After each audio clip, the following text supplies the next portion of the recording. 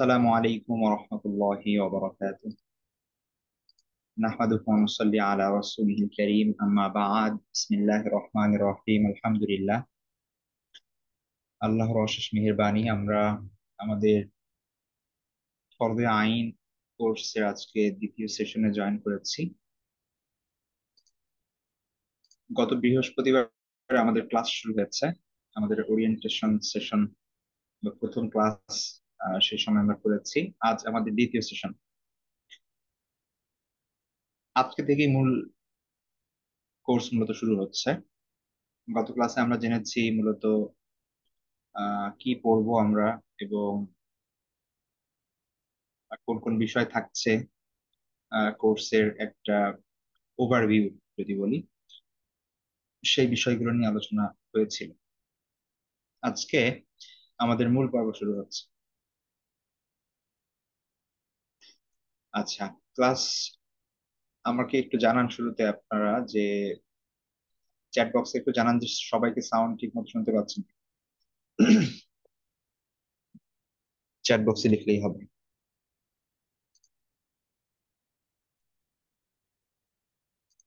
Okay, আলহামদুলিল্লাহ।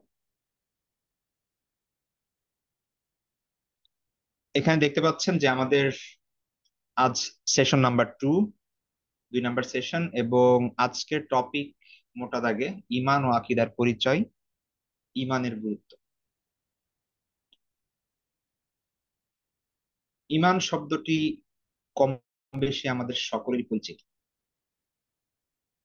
হয়তো এই শব্দের বিশ্লেষণ আমরা করতে পারবো না, অথবা খুব গভীর অর্থ বলতে পারবো না। আরবি কোন শব্দ থেকে এটা এসেছে সেগুলো বলতে পারবো না, কিন্তু আমরা বাংলা ভাষায় ঈমান শব্দ ব্যবহার করি, ঈমানদার শব্দ ব্যবহার করি। তো এই জন্য এই শব্দের মোটামুটি একটা মিনিং আমাদের সকলেরই জানা আছে, আলহামদুলিল্লাহ। তো আজকে এই টপিকের যে বিষয়গুলো নিয়ে আমরা আলোচনা করতে যাচ্ছি, সেখানে কোন কোন বিষয় থাকবে সেগুলো একটু দেখে নিই আজকে শুরুতেই। আজকে টোটাল 8টা টপিক আছে আমাদের এই সেশনে। সবগুলো বিষয় ঈমান বা আকীদার সম্পৃক্ত। দেখুন, প্রথমে আমরা জানবো যে ঈমান এবং আকীদা এটা কি। ঈমান কাকে বলে, আকীদা কাকে বলে? ঈমান এবং ইসলামের মাঝে সম্পর্ক কি? ঈমানের শাখা প্রশাখা, ইসলামী আকীদা যে আমরা বিশ্বাস লালন করি সেগুলোর উৎস কি, কিসের ভিত্তিতে আমরা কোন বিশ্বাস রাখবো, এবং তারপরে আমরা জানবো যে কোন কোন বিষয়ের উপর আসলে আমাদের ঈমান আনতে হবে। ঈমানের গুরুত্বটা আসলে কি, এবং ঈমান না থাকলে সেটার পরিণতি কি হবে। প্রকৃত মুমিন হওয়ার জন্য, প্রকৃত ঈমানদার হওয়ার জন্য কি কি শর্ত কোরআন এবং সুন্নাহ থেকে আমরা পাই যে এই এই শর্ত আমাদের মানতে হবে। আর সব থেকে লাস্টে যেটা থাকছে সেটা হচ্ছে আমাদের আসলে ঈমান আছে কি আদৌ, বা থাকলে কোন স্তরে আমরা আছি সেটার কি একটা পরীক্ষা করা যায়, এমন কোনো কি টেস্ট আছে কিনা যার মাধ্যমে আমি বুঝতে পারবো যে আমার ঈমান কতটুকু আছে। এই টপিক গুলো নিয়ে মূলত আজকের সেশনটি সাজানো। আল্লাহ সুবহানাহু ওয়া তাআলার কাছে দোয়া করি আল্লাহ যেন তৌফিক দেন সুন্দরভাবে সেশনটি সম্পন্ন করার, এবং এর থেকে আমাদের আহ আমরা যেন উপকৃত হই। আল্লাহ সুবহানাহু ওয়া তাআলা সেই তৌফিক দান করুন। প্রথমে আসি ঈমান ও আকীদার পরিচিতি বা পরিচয়। দেখুন, ঈমান একটা আরবি শব্দ। এই শব্দটির অর্থ হচ্ছে বিশ্বাস করা, আনুগত্য করা, অবনত হওয়া, নির্ভর করা, এরকম অনেকগুলো অর্থই আছে ঈমানের। তবে ঈমান দ্বারা আমরা সাধারণত যেটা বুঝি সেটা হচ্ছে বিশ্বাস। মানে বিশেষ করে ইসলামের যে বিধিবিধানগুলো আছে, ইসলামের যে বিশ্বাসগুলো আছে, সেইগুলো একজন মানুষের ধারণ করা, এটাই হচ্ছে ঈমান। অর্থাৎ আমরা বলি যে ওই লোকটার ঈমান আছে, বিষয় সে বিশ্বাস করে মেনে চলে, আমরা এটাই বোঝাই নর্মালি। তো বিভিন্ন আহ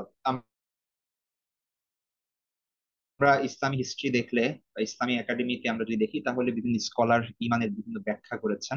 ইমাম আবু হানিফা রহমাতুল্লাহ বলেছেন যে অন্তরে আন্তরিক বিশ্বাস রাখা এবং মুখে স্বীকৃতি দেওয়া, এই দুইটা একসঙ্গে হলে সেটাকে বলা হবে যে ইমান আছে।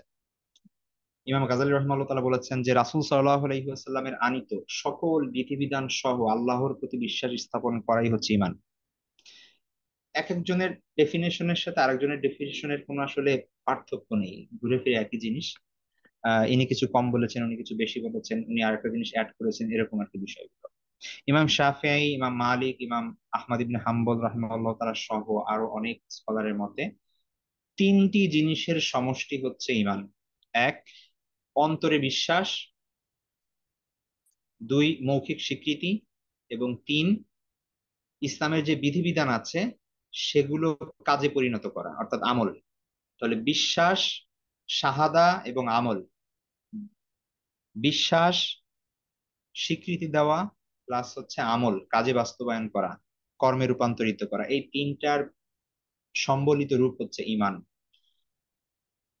তো এখানে আবার ইমাম আবু হানিফা রহমতুল্লাহ আলাইহি বলেছেন শুধুমাত্র আন্তরিক বিশ্বাস, অর্থাৎ অন্তরে বিশ্বাস রাখা এবং মুখে স্বীকার করা, এই দুইটা হচ্ছে ঈমান। তো মূলত এই এই এই সংজ্ঞার মধ্যে এবং এই সংজ্ঞার মধ্যে কোনো পার্থক্য নেই, ঘুরে ফিরে একই জিনিস। আহ কারো যদি অন্তরে বিশ্বাস থাকে, মুখে সে যদি স্বীকৃতি দেয়, তাহলেই তাকে মুমিন বলা হবে।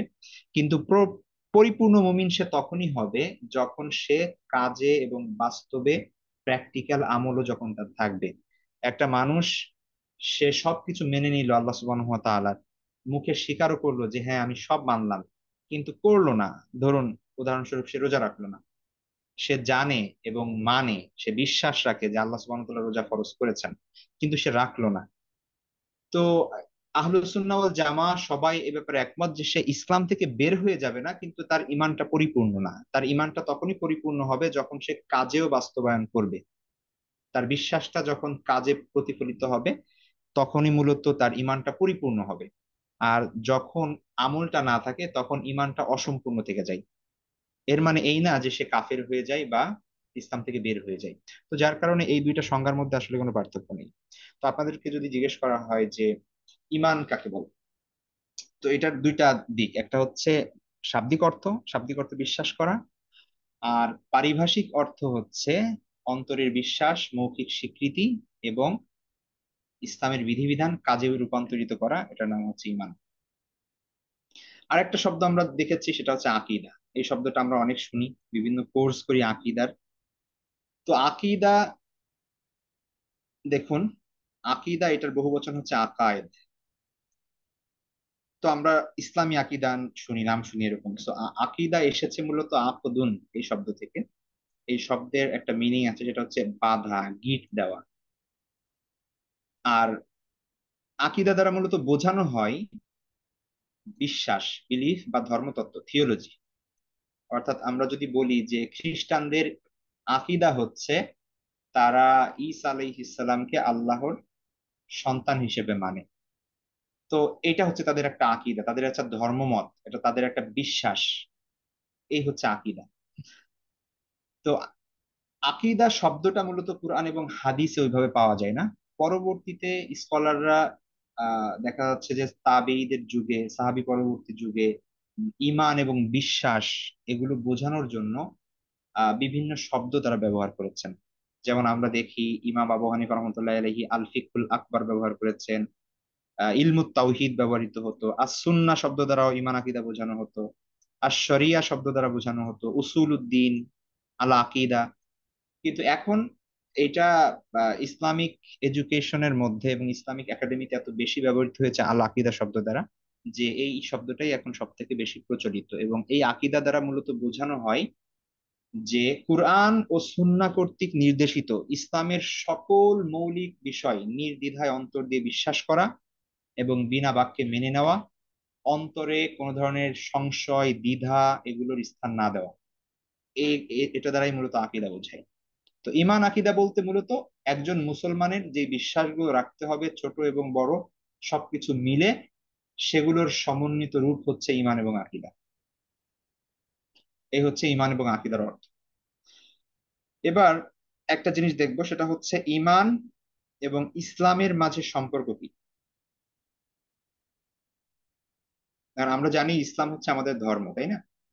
আল্লাহ রাসূল সাল্লাল্লাহু আলাইহি ওয়াসাল্লাম তিনি সাহাবীদের সাথে একদিন বসেছিলেন। সেই সময় ফেরেশতা জিব্রাইল আলাইহিস সালাম তার কাছে আসেন এবং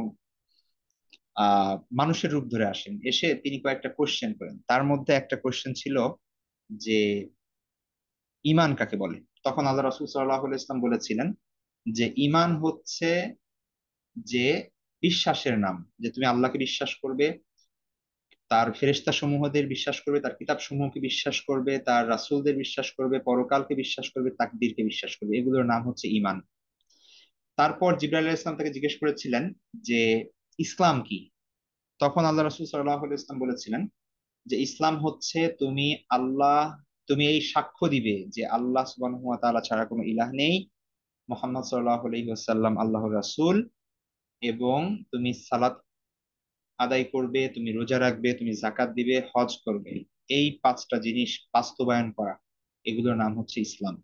তো ঈমান এবং ইসলামের শাব্দিক অর্থ যাই হোক, মূলত শাব্দিক অর্থ ঈমান অর্থ বিশ্বাস করা, আর ইসলাম অর্থ আত্মসমর্পণ করা। মূলত আমরা সবাই মোবাইল ব্যবহার করি, হ্যাঁ। মোবাইলের দুইটা দিক থাকে, একটা হচ্ছে আমরা জানি যে হার্ডওয়্যার, যেটা আপনি ধরতে পারছেন, টাচ করতে পারছেন, আছাড় দিলে ভেঙে যাচ্ছে, এটা হচ্ছে মোবাইলের যেই শরীর আছে সেটা। কিন্তু মোবাইলের আরেকটা বড় দিক হচ্ছে সফটওয়্যার, যেটা ভেতরে থাকে। ওটা আপনি মানে ওটার কোনো শরীর নাই, কিন্তু আপনি ওইটা দিয়েই সকল কাজ করতে হচ্ছে। ওটা হচ্ছে ভেতরের বিষয়। আপনি একটা মোবাইল ভেঙে ফেললে সেটার ভেতর সফটওয়্যার বের হবে না, কিন্তু ওটা দেখা যায়, স্ক্রিনে দেখা যাচ্ছে, আপনি ওটা দিয়ে সব ফাংশন করছেন, কাজ করছেন। কিন্তু এই হার্ডওয়্যার এবং সফটওয়্যারের মধ্যে যে পার্থক্য, ঈমান এবং ইসলামের মধ্যে মূলত এই পার্থক্য। ঈমান দেখা যায় না, ঈমান হচ্ছে অন্তরে। কিন্তু একজন মানুষের ঈমান আছে কি আছে না সেটা বোঝা যাবে তার ইসলামের মাধ্যমে। অর্থাৎ ঈমান হচ্ছে আল্লাহকে বিশ্বাস করা, পরকালকে বিশ্বাস করা, ফেরেশতাদের বিশ্বাস করা, রাসূলদের বিশ্বাস করা, আল্লাহর কিতাব সমূহকে বিশ্বাস করা, তাকদীর বিশ্বাস করা। এখন আপনি একজন মানুষকে দেখে কিভাবে বুঝবেন যে এই মানুষটার মধ্যে ঈমান আছে কি নেই?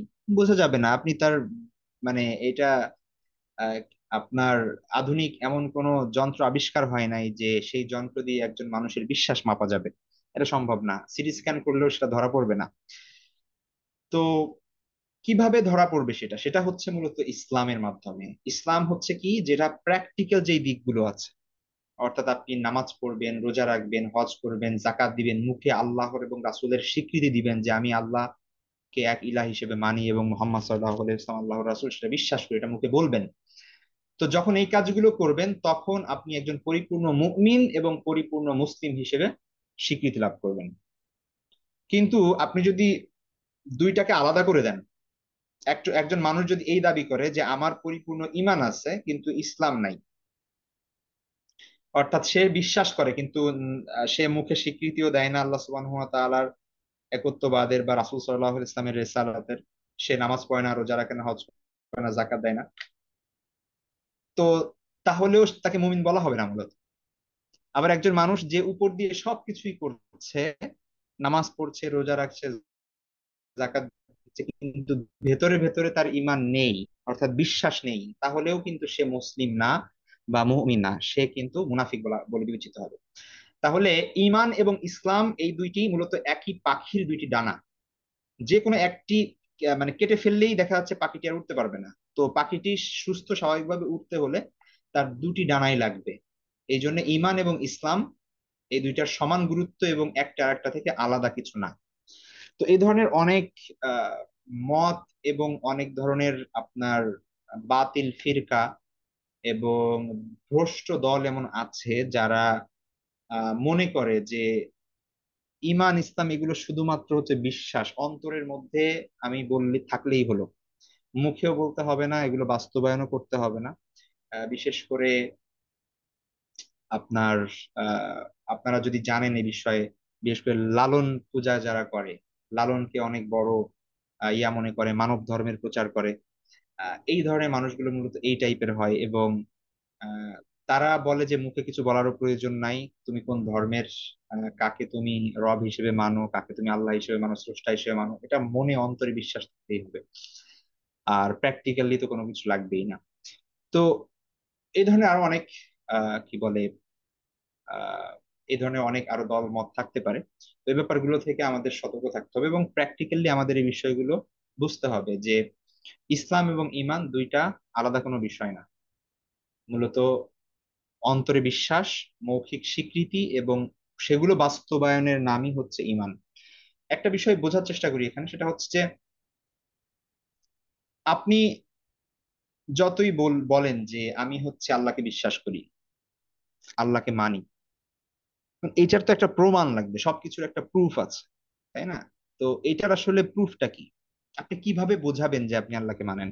আপনি যদি আল্লাহর সামনে সেজদা না দেন, আপনি যদি তিনি যেটা বলেছেন সেটা না করেন, আল্লাহ সুবহানাহু ওয়া তাআলা আর যে বিধিবিধানগুলো আছে সেগুলো যথাযথভাবে পালন না করেন, তাহলে কিভাবে বোঝা যাবে যে আপনি আসলেই একজন সত্যিকার মুমিন বা আপনি বিশ্বাস করেন?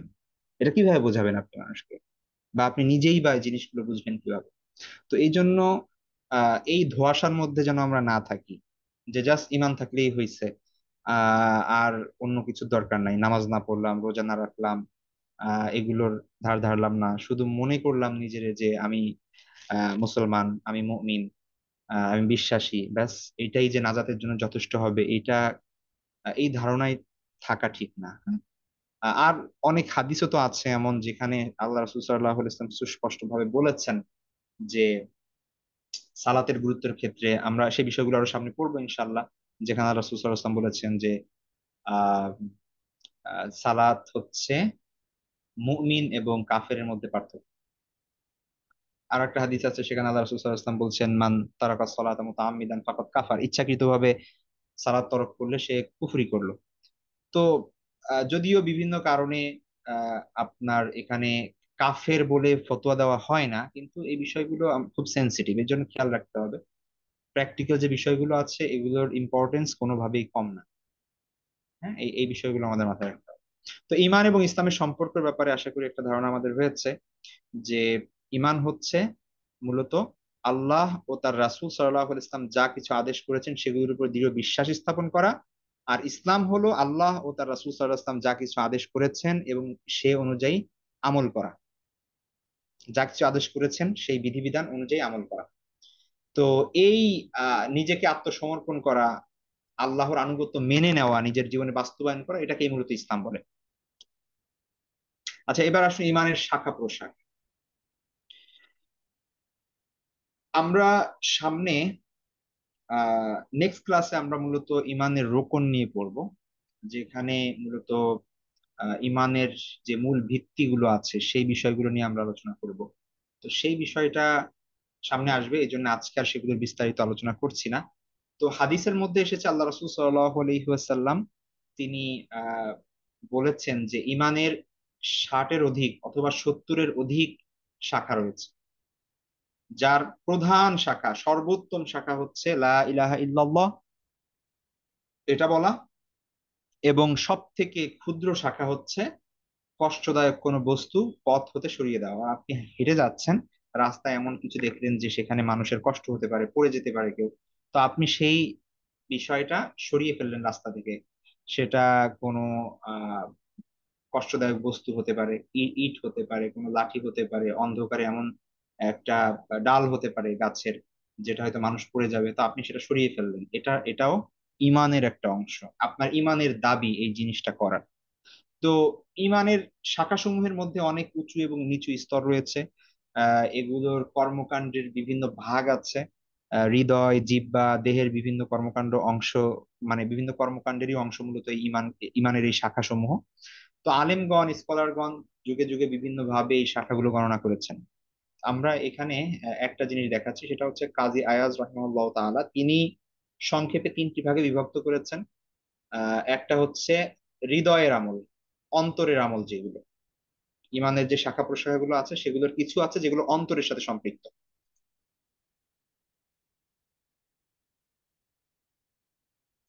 তো এটা হচ্ছে আপনার একটা হচ্ছে অন্তরের আমল, হৃদয়ের আমল, যেটা অন্তরের সাথে সম্পৃক্ত। এরকম বিষয় হচ্ছে টোটাল 24টি, যেগুলো আকীদা, বিশ্বাস, নিয়তের সাথে সম্পৃক্ত। হ্যাঁ? যেমন আল্লাহ সুবহানাহু ওয়া তাআলার উপর বিশ্বাস করা, এটা তো সব থেকে বড় শাখা ইমানের। এমনি ভাবে ফেরেশতাদের প্রতি বিশ্বাস করা, তারপরে হচ্ছে পরকালের উপর বিশ্বাস করা, এভাবে বিভিন্ন যত বিশ্বাসের বিষয়গুলো আছে, হ্যাঁ, এই সবগুলো আল্লাহ সুবহানাহু ওয়া তাআলার প্রত্যেকটা আল্লাহ সুবহানাহু ওয়া তাআলার সত্তা এবং গুণাবলীর প্রতি বিশ্বাস করা, তার নাম সমূহের উপর বিশ্বাস করা। তো এইগুলো সবগুলোই হচ্ছে এই এই আমলের সাথে সম্পৃক্ত। 2 নাম্বার বিষয় হচ্ছে যেগুলো জিহ্বার সাথে সম্পৃক্ত, যেমন হচ্ছে এরকম বিষয় হচ্ছে টোটাল 7টি। যেমন ধরুন তাওহীদের স্বীকৃতি দেওয়া, আল্লাহ সুবহানাহু ওয়া তাআলা এক, এটা অন্তরে বিশ্বাস করলে হবে না, এটা বলতে হবে না। তো মুখে বলা, স্বীকৃতি দেওয়া, কোরআন তেলাওয়াত করা, কোনো কিছু শেখা, ইলমে দিন শেখা, শেখানো, দোয়া পাঠ করা, জিকির করা, এই সবগুলো হচ্ছে আপনার জবানের আমল, জিহ্বার আমল। এরকম 7টি আমল রয়েছে যেগুলো হচ্ছে ইমানের শাখা প্রশাখার অন্তর্ভুক্ত। আরো কিছু আছে যেগুলো হচ্ছে 3 নাম্বার, যেটা হচ্ছে দৈহিক আমল। এগুলোর সংখ্যা টোটাল 38টির মতো। যেমন পবিত্রতা অর্জন করা, সালাত আদায় করা, রোজা রাখা, জাকাত দেওয়া, হজ করা, পর্দা করা, সাদাকা করা, পিতামাতার সেবা করা, পরিবারের ভরণ পোষণ সেগুলোর ব্যবস্থা করা। তারপরে হচ্ছে এই ধরনের যা কিছুই আছে, প্র্যাকটিক্যাল যত বিষয় আছে, মানুষকে ভালো কাজের আদেশ দেওয়া, খারাপ কাজ থেকে বিরত রাখা, ঠিক আছে, নিজে অন্যায় থেকে দূরে থাকা, এগুলো মূলত ইমানের শাখার অন্যতম। যে কোনো ধরনের আল্লাহ এবং আল্লাহ রাসূলের আনুগত্য হয় এমন যে কোনো কাজ, সেটা ইমানের শাখা হিসেবে সাব্যস্ত হবে। ঠিক আছে। তো একটা তো হচ্ছে লিটারাল মিনিং, আল্লাহ রাসূল সাল্লাল্লাহু আলাইহি ওয়াসাল্লাম বলেছেন 60 বা 70-এর অধিক হচ্ছে ইমানের শাখা প্রশাখা। তো এটা হইতে পারে যে আল্লাহ রাসূল সাল্লাল্লাহু আলাইহি ওয়াসাল্লাম এক্স্যাক্টলি এই সংখ্যাই বুঝিয়েছেন। হ্যাঁ, কেউ বলেন 77টি। তো 70 আর একটা আরবিতে যে শব্দ উল্লেখ আছে সেটা হচ্ছে বিদন, আর একটা হচ্ছে সাবন। সাবন মানে 60, আর বিদুন মানে মূলত 3 থেকে নিয়ে 9 পর্যন্ত। এখন এর মধ্যে যা কিছু হইতে পারে, সেটা 73 থেকে 79 পর্যন্ত হতে পারে। তো এটা হচ্ছে একটা লিটারাল মিনিং, যে যেই সংখ্যা আল্লাহ রাসূলুল্লাহ সাল্লাল্লাহু আলাইহি ওয়াসাল্লাম বলছেন এক্স্যাক্টলি এই কয়টা সংখ্যাই হচ্ছে ইমানের শাখা প্রশাখা। আর একটা ব্যাখ্যা আছে, সেটা হচ্ছে যে মূলত 70 শব্দ বা এই ধরনের শব্দগুলো দ্বারা আহ আরবিতে অসংখ্য বোঝানো হয়, অনেক বোঝানো হয়। তো হয়তো এর দ্বারা আল্লাহ রাসূল সাল্লাল্লাহু আলাইহি ওয়াসাল্লাম বলেছেন যে ইমানের শাখা প্রশাখা অনেক, সেগুলোর সব থেকে বড়টা হচ্ছে লা ইলাহা ইল্লাল্লাহ বলা, আর সব থেকে ক্ষুদ্র শাখা হচ্ছে কষ্টদায়ক বস্তু রাস্তা থেকে সরিয়ে দেওয়া। কিন্তু এক্স্যাক্টলি আসলে কত, এটা আমাদের জানা নেই। তো এই ব্যাখ্যাটাও হতে পারে, এই ব্যাখ্যাটাও হতে পারে, কারণ আল্লাহ সুবহানাহু ওয়া তাআলা সন্তুষ্ট হন, তার আনুগত্য হয় এমন প্র্যাকটিক্যাল কাজের তো আসলে অভাব নেই। আপনি 38টা কেন, এরকম আরো 100টা এরকম আপনি খুঁজে খুঁজে লিস্ট করতে পারবেন। তো হতে পারে সেটা, সেই ব্যাখ্যাটাও আপনার গ্রহণযোগ্য হতে পারে। তো আমরা এখানে দেখলাম যে ইমানের শাখা প্রশাখা টোটাল হচ্ছে আহ 60 বা 70-এর অধিক। সর্বোচ্চ শাখা হচ্ছে লা ইলাহা ইল্লাল্লাহ বলা, এবং সব থেকে ক্ষুদ্র শাখা হচ্ছে কষ্টদায়ক বস্তু রাস্তা থেকে সরিয়ে ফেলা। এবং এটা 3টা ভাগে বিভক্ত, একটা হচ্ছে যেটা বিশ্বাসের সাথে সম্পৃক্ত, আর একটা হচ্ছে জিহ্বার সাথে সম্পৃক্ত, আর একটা হচ্ছে দৈহিক আমল। আচ্ছা, তারপরের পয়েন্টে আসি আমরা, সেটা হচ্ছে ইসলামী আকীদার উৎস। অবশ্যই এই ব্যাপারে তো কারো কোনো সন্দেহ থাকার কথা না, বা অজানা থাকার কথা না, যে ইসলামী জ্ঞানের উৎস হচ্ছে, ইসলামী আকীদার উৎস হচ্ছে মূলত কোরআন এবং সুন্নাহ। হ্যাঁ। তো এখানে একটা বিষয় আমাদের বুঝতে হবে, একটা তাত্ত্বিক কথা আমাদের বুঝতে হবে, সেটা হচ্ছে দেখুন, আহ প্রকৃতপক্ষে জ্ঞান কি জিনিস। মানুষ এখন চিন্তাগতভাবে বিভিন্ন গোষ্ঠীতে, বিভিন্ন দলে বিভক্ত। আপনি পৃথিবীর দিকে তাকালে দেখবেন যে মানুষ কত ধরনের বিশ্বাস করছে।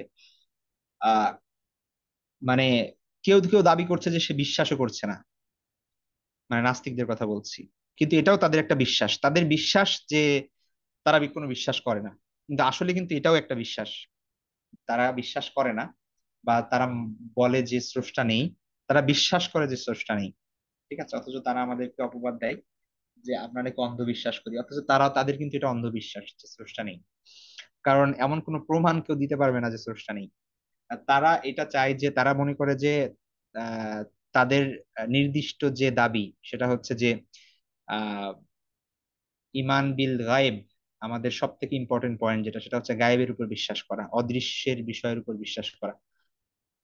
তো তারা এটাকে অন্ধবিশ্বাস বলে, এবং এটা তারা বলে যে এটা মানুষের জন্য এটা উপযুক্ত না, বা এটা ক্ষতিকর, ইত্যাদি ইত্যাদি। যাই হোক, তো এখানে মূলত আমাদের বুঝতে হবে যে আল্লাহ সুবহানাহু ওয়া তাআলা কোরআনে বলেছেন ফালাম আন্নাহু লা ইলাহা ইল্লাল্লাহ। এখানে আল্লাহ সুবহানাহু ওয়া তাআলা এটা বলেন নাই যে তোমরা বিশ্বাস করো শুধুমাত্র যে আল্লাহ এক, আল্লাহ ছাড়া কোনো ইলাহ নেই। আল্লাহ কি বলছেন ভালো করে খেয়াল করুন। ফা আলাম, যারা একটু আরবি জানেন তারা বুঝতে পারবেন। ফা আলাম মানে হচ্ছে সুতরাং তুমি জানো। আল্লাহ বলছেন যে তুমি জেনে রাখো, তুমি জানো যে আল্লাহ ব্যতীত কোনো মাবুদ বা উপাস্য নেই। তো এইটা শুধুমাত্র বিশ্বাসের বিষয় না, এটা জানারও বিষয়। আপনার এটা জানতে হবে যে আল্লাহ ছাড়া কোনো ইলাহ নেই। এবং আপনি যদি আল্লাহর সৃষ্টির দিকে তাকান, আপনি যদি এই পৃথিবীর আহ দিকে তাকান এবং একটু যদি চিন্তাশীল মানুষ হন, এবং এই আহ যে বিষয়গুলোর উপর আমরা ঈমান আনি সেই বিষয়গুলো নিয়ে ভাবেন, বা আল্লাহ সুবহানাহু ওয়া তাআলা যে সকল ক্রাইটেরিয়া বলে দিয়েছে কোরআনে, আল্লাহ সুবহানাহু ওয়া তাআলা আকাশের দিকে তাকাতে বলেছেন, তার সৃষ্টির দিকে তাকাতে বলেছেন, পাহাড়ের দিকে তাকাতে বলেছেন। আল্লাহ সুবহানাহু ওয়া তাআলা যেই সকল আহ, দিন এবং রাত্রির যে বিবর্তন, সময়ের যে পরিবর্তন, এগুলোর মধ্যে আল্লাহ সুবহানাহু ওয়া তাআলা বলেছেন যে এখানে স্রষ্টার নিদর্শন আছে। এই বিষয়গুলো নিয়ে যদি আমরা ভাবি, আমরা শুধু বিশ্বাস আসবে না, আমরা জানতে পারবো। লিটারালি আমরা কি করতে পারবো, জানতে পারবো যে আল্লাহ ছাড়া কোনো মাবুদ হতে পারে না। অবশ্যই স্রষ্টা আছেন এবং তিনি একজনই অবশ্যই। কারণ এখানে যদি দুইজন হতো বা একাধিক যদি স্রষ্টা হতো, একাধিক যদি এরকম সুপিরিয়র ক্ষমতা, সুপ্রিম ক্ষমতার অধিকারী যদি এরকম কেউ থাকতো, কোনো সত্তা থাকতো, তাহলে এই পৃথিবী এত সুনিপুণ ভাবে চলতো না। তাহলে একজন আহ আল্লাহর সঙ্গে আরেকজন আল্লাহ, নাউজুবিল্লাহ, এরকম তাদের মধ্যে যুদ্ধ শুরু হইতো। পৃথিবীর বিভিন্ন ডিসিশন নিয়ে তাদের মধ্যে ইখতিলাফ হতো, তাদের মধ্যে মতানৈক্য হতো। কিন্তু আমরা কিছুই দেখি না, আমরা দেখি সুনিপুণ। সূরা মুল্ক পড়লে আপনারা দেখবেন আল্লাহ সুবহানাহু ওয়া তাআলা বলছেন যে তাকাও আকাশের দিকে, ফারজিইল বাসারা হাল তারা মিন ফুতুর। আল্লাহ বলছেন যে তুমি যদি আকাশের দিকে কোনো তাকিয়ে যদি কোনো খুঁত ধরার চেষ্টা করো, তোমার চোখ আবার ফিরে আসবে, তুমি স্রষ্টার কাজে কোনো ভুল ধরতে পারবে না। তো এত নিপুণ ভাবে যে আল্লাহ সুবহানাহু ওয়া তাআলা সৃষ্টি করেছেন। তো এইটা এই এই মানে এই যে হারমোনি, এই যে একটা সুন্দর ভাবে পৃথিবী চলছে, একটা গ্রহের সঙ্গে আরেকটা গ্রহ গ্রহ ধাক্কা লাগছে না, এগুলো প্রমাণ করে যে স্রষ্টা একজন, এর বাইরে আর কিছু হতে পারে না। আর এই সকল সৃষ্টির অস্তিত্বই প্রমাণ করে যে একজন স্রষ্টা আছে অবশ্যই। এখন আল্লাহ সুবহানাহু ওয়া তাআলা আমাদেরকে সেই ক্ষমতা দেননি যে আমরা তাকে দেখবো, আমরা তাকে আহ কি বলে ইন্দ্রিয় দ্বারা আমরা তাকে আহ, দেখবো বা আমরা তাকে অনুভব করব। সেই ক্ষমতা আল্লাহ সুবহানাহু ওয়া তাআলা আমাদেরকে দেননি। কারণ এই পৃথিবীটাই একটা পরীক্ষার জায়গা। আল্লাহ সুবহানাহু ওয়া তাআলা আমাদেরকে পাঠিয়েছেন আমাদের টেস্ট করার জন্য। আমাদের তিনি কিছু প্রমাণ দিয়েছেন যার মাধ্যমে আমরা বুঝতে পারবো যে তার অস্তিত্ব আছে। আবার কেউ যদি সংশয় করতে চায়, কেউ যদি অবিশ্বাস করতে চায়, সেই জায়গাও তিনি ছেড়ে দিয়েছেন। এটা পুরোপুরি আল্লাহ সুবহানাহু ওয়া তাআলা সেই বিষয়ে সুস্পষ্টভাবে কোরআনের মধ্যে বলেছেন স্পষ্টভাবে। এইটা পরীক্ষার জায়গা এবং আমাদেরকে আল্লাহ সুবহানাহু ওয়া তাআলা পরীক্ষা করছেন। প্রত্যেকটা মানুষ তাদের দায়িত্ব হচ্ছে এই বিষয়গুলো চিন্তা করে তার নিজের মধ্যে পরিবর্তন সৃষ্টি করা, এবং এটা জানা যে আল্লাহ সুবহানাহু ওয়া তাআলা আছেন। শুধুমাত্র আপনি একজন মুসলিম ফ্যামিলিতে জন্মগ্রহণ করেছেন, আপনার বাবা মা মুসলমান, ছোটবেলা থেকে কায়দা পড়ছেন, ছোটবেলা থেকে কিছু কালিমা মুখস্থ করছেন, আপনি ওই কিছু কখনো অনুভব করলেন না, আপনার স্রষ্টাকে অনুভব করলেন না, আপনি কখনো আপনার মাথায় বা আপনার হৃদয়ে এই ধারণা আসলো না যে আসলেই আল্লাহ সুবহানাহু ওয়া তাআলা আছেন, জাস্ট শুনছেন আর মানছেন। তখন আপনার বিশ্বাস আর একজন হিন্দু যে মূর্তি পূজা করছে বা একজন খ্রিস্টান যে ঈসা আলাইহিস সালামকে আল্লাহ বলে মানছে, তো খুব বেশি পার্থক্য থাকে না। এই জন্য একজন মুসলমান কখনোই আহ চিন্তার বাইরে যেতে পারে না। একজন মুসলমান মানেই সে চিন্তাশীল হবে, একজন মুসলমান মানেই তার ন্যূনতম একটা জ্ঞান থাকবে, একজন মুসলমান মানেই সে এই বিষয়গুলো নিয়ে ভাববে। এটাই হচ্ছে মূলত কোরআনের আহ চাওয়া আমাদের থেকে, মুসলমানদের থেকে বা মুমিনদের থেকে। তো এটা খুব বড় একটা জিনিস। তো দেখুন আল্লাহ সুবহানাহু ওয়া তাআলা এখানে বলছেন কিন্তু যে ফাআলাম আন্নাহু লা ইলাহা ইল্লাল্লাহ, তোমরা জানো, তুমি জানো যে আল্লাহ সুবহানাহু ওয়া তাআলা ছাড়া কোনো ইলাহ নেই। শুধু বিশ্বাসের কথা না, এটা জানতে হবে আমাদের। তার মানে হচ্ছে ইমান বা বিশ্বাসের ভিত্তি বা সোর্স হচ্ছে জ্ঞান। ঠিক আছে, এখন কথা হচ্ছে যে জ্ঞানের তো সোর্স অনেক কিছু পৃথিবীতে। আপনি আহ মানুষ মানে জ্ঞানের বিভিন্ন উৎস আছে। যুক্তির মাধ্যমে জ্ঞান হয়, মানুষ যুক্তি দিয়ে জ্ঞান প্রমাণ করে, অভিজ্ঞতা দিয়ে জ্ঞান হয়, দর্শনের মাধ্যমে মানুষ জ্ঞান প্রমাণ করে। ল্যাবরেটরিতে কোনো কিছু গবেষণা করে সেখান থেকে নানান ধরনের নলেজ আসে, তাই না? মানুষ বিভিন্ন উৎস থেকে জ্ঞান অর্জন করে। এখন এখানে প্রশ্ন হচ্ছে যে ইমান, বিশ্বাস, ধর্মবিশ্বাস, আমাদের যে আকীদা, এই জ্ঞানের উৎস কি? আপনি যে আহ, বিশ্বাস করবেন, এটা কি ল্যাবরেটরিতে পরীক্ষা করে, নাস্তিকদের মতো তারা পরীক্ষা করে দেখে যে আল্লাহকে দেখতে পাচ্ছে না, কোথাও আল্লাহ নাই, তো তারা তখন সেই বিশ্বাস করে যে না, আল্লাহ নাই। তো আমাদের বিশ্বাসটা কি হবে, আমাদের জ্ঞানের সোর্সটা কি? তো অবশ্যই এটা মূলত আল্লাহ সুবহানাহু ওয়া তাআলা আমাদেরকে যেই নির্দেশনা দিয়েছেন সেটা হচ্ছে যে ঈমান বা ধর্মীয় বিশ্বাস বিষয়ক জ্ঞানের একমাত্র নির্ভরযোগ্য উৎস হচ্ছে রেভেলেশন, ওহী। কোন মানুষ সারা জীবন ধ্যানে বসে, এটা খেয়াল করবেন, যেমন ধরেন বৌদ্ধ ধর্মে ধ্যান করে, বিভিন্ন ধর্মে এরকম মানুষ আছে যারা হচ্ছে ধ্যান করে এবং ধ্যান করে সে সত্যকে বোঝার চেষ্টা করে, হ্যাঁ। তো এরকম প্রবণতা বিভিন্ন কালচার বা বিভিন্ন সমাজে বিভিন্ন ধর্মের মধ্যে দেখা যায়। তো এখানে আমাদের বুঝতে হবে সেটা হচ্ছে যে মানুষের যুক্তি দিয়ে, মানুষের ধ্যান করে বা অন্য কোনো পদ্ধতি অবলম্বন করে চিরন্তন সত্য বা চিরসত্যকে উপলব্ধি করা, এটা সম্ভব নাও হতে পারে। হ্যাঁ, এটা সম্ভব নাও হইতে পারে। মানুষ শয়তানের ধোঁকাও খেতে পারে। হ্যাঁ, ইব্রাহিম আলাইহিস সালাম যেমন দেখুন, চিন্তা করে তিনি, তার কাছে, তিনি যুক্তি দিয়ে চিন্তা করে তার কাছে মনে হয়েছে যে না, চন্দ্র, এটা চন্দ্র, সূর্য, গ্রহ, নক্ষত্র, এই মূর্তি, মানুষ যারা পূজা করছে, এগুলো কোনো কিছু স্রষ্টা হতে পারেন না। তার যুক্তিটা এখানে কাজে লাগছে, কিন্তু সবার যুক্তি যে কাজে লাগবে এরকম না। তো এই জন্য আল্লাহ সুবহানাহু ওয়া তাআলা কি করেছেন, আমাদেরকে ওহীর মাধ্যমে আল্লাহ সুবহানাহু ওয়া তাআলা আমাদেরকে জানিয়েছেন যে কোন বিশ্বাসগুলো আমাদের রাখতে হবে, কোন আকীদা আমাদের পোষণ করতে হবে, এটা আল্লাহ সুবহানাহু ওয়া তাআলা ওহীর মাধ্যমে আমাদেরকে দিয়ে দিয়েছেন। আমাদের এখানে আর টেনশনের কোনো কিছু নাই। আল্লাহ যদি আমাদেরকে এই দায়িত্ব দিয়ে দিত যে তিনি কোনো ওহী পাঠাবেন না, তিনি কোনো রাসূল পাঠাবেন না, তিনি কোনো ফেরেশতা পাঠাবেন না, মানুষের দায়িত্ব যে তারা নিজেরা চিন্তা করে, নিজেরা গবেষণা করে, নিজেরা ধ্যান করে তারা এক আল্লাহর পরিচয় পাবে, কেউ যদি না পায় তাহলে তার জাহান্নামে যেতে হবে, তাহলে একটু চিন্তা করেন এটা কত কঠিন হয়ে যেত আমাদের জন্য, কত কঠিন হয়ে যেত। যে প্রত্যেক মানুষের দায়িত্ব যে নিজের মতো করে গবেষণা করে চিন্তা ভাবনা করে তারপরে সে যদি আল্লাহর পরিচয় পায়, তাহলে সে কি করতে পারবে, জান্নাতে যেতে পারবে, অন্যথায় সে জাহান্নামে যাবে। তাহলে তো নিশ্চিত ভাবে মানে দেখা যাচ্ছে যে 1 কোটি মানুষের মধ্যে হয়তো বা একজন জান্নাতে যেত, এরকম হতে পারে। কিন্তু আল্লাহ সুবহানাহু ওয়া তাআলা আমাদের উপর দয়া করে যেটা করেছেন সেটা হচ্ছে তিনি তার ফেরেশতা পাঠিয়েছেন, আমাদের মানুষদের মধ্যে থেকে কিছু মানুষকে তিনি নির্বাচন করেছেন, তাদের সঙ্গে আল্লাহ সুবহানাহু ওয়া তাআলা কমিউনিকেট করেছেন, তাদেরকে ওহী দিয়েছেন, এবং সেই ওহীর মারফতে আমরা জানতে পেরেছি যে কোন কোন বিষয়ের উপর আমাদের বিশ্বাস করতে হবে। তাহলে আমাদের বিশ্বাসের সোর্স হচ্ছে জ্ঞান, আর এই জ্ঞানের একমাত্র নির্ভরযোগ্য সোর্স হচ্ছে ওহী। সুতরাং কারো গবেষণা, কারো যুক্তি, কারো দর্শন, কারো অভিজ্ঞতা, কারো ল্যাবরেটরিতে গবেষণা, এই সব কিছু যদি ওহীর জ্ঞানের সাথে মিলে যায়, তাহলে ঠিক আছে, আমরা সেটাকে মেনে নিব। আর ওহী আল্লাহ সুবহানাহু ওয়া তাআলা যেটা পাঠিয়েছেন, যে রেভেলেশন আল্লাহ সুবহানাহু ওয়া তাআলা পাঠিয়েছেন, যে জ্ঞান আমাদেরকে দিয়েছেন রাসূলের মাধ্যমে, সেই জ্ঞানের সাথে কারো যুক্তি, কারো দর্শন, কারো কথা, কারো বিশ্বাস, কোনো সায়েন্টিফিক কোনো ধরনের ডিসকভারি, এগুলো কোনো কিছু যদি না মিলে, বিপরীত হয়ে যায়, তাহলে আমরা মনে করবো যে সেটা ভুল। এই ব্যাপারে ক্লিয়ারলি আমাদের মাথার মধ্যে খুব ভালোভাবে আমাদের ব্রেন এটা ঢুকিয়ে রাখতে হবে। হ্যাঁ, খুব ভালোভাবে এটা ঢুকিয়ে রাখতে হবে। এ একটা এক্সাম্পল দিই, সেটা হচ্ছে ধরুন বিবর্তনবাদ। বিবর্তনবাদ না বলে ওটাকে ডারউইনিজম বলা ভালো। হ্যাঁ, ডারউইনবাদ, যেটা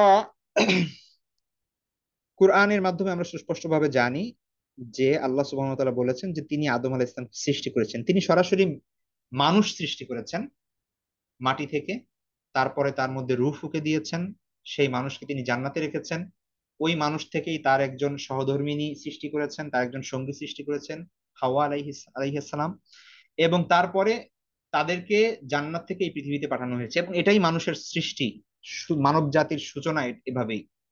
এখন যদি কোনো সাইন্টিফিক আহ কি বলে, সো কল্ড কোনো সাইন্টিফিক কোনো ডিসকভারি যদি হয় যে না, মানুষ এসেছে হচ্ছে মূলত অন্য কোনো প্রাণী থেকে, এটা বিবর্তনের মাধ্যমে, যে পিপিলিকা আস্তে আস্তে তেলাপোকা হয়েছে, তেলাপোকা আস্তে আস্তে ইঁদুর হয়েছে, ইঁদুর আস্তে আস্তে বিড়াল হয়েছে, বিড়াল আস্তে আস্তে বানর হয়েছে, বানর আস্তে আস্তে মানুষ। আমি জাস্ট মানে এটা ঠাট্টার ছলে বললাম, কিন্তু অনেকটা ধারণা তো এমনই, যে এটা মিলিয়ন বিলিয়ন ইয়ার্স পার হওয়ার পরে আস্তে আস্তে আস্তে আস্তে এভাবে মানুষের রূপান্তর হয়েছে মূলত অন্য কোনো নিম্ন জাতির প্রাণী হতে। তো স্বাভাবিকভাবেই আপনি যত যুক্তি দেখান আমাকে, আমি বিশ্বাস করব না এটা, কারণ এটা সরাসরি কোরআনের বিরোধী। এটা একজন মুমিন কখনোই বিশ্বাস করতে পারে না। তো এই ব্যাপারগুলো খুব ভালোভাবে, এটা শুধুমাত্র আমি একটা উদাহরণ দিলাম, এরকম আমাদের লাইফে এমন অনেক জিনিস থাকতে পারে, অনেক বিষয় থাকতে পারে, হ্যাঁ, যেগুলো কোরআন এবং সুন্নাহের বিরোধী। এরকম কোনো বিশ্বাস কোনো মুসলমান লালন করতে পারে না।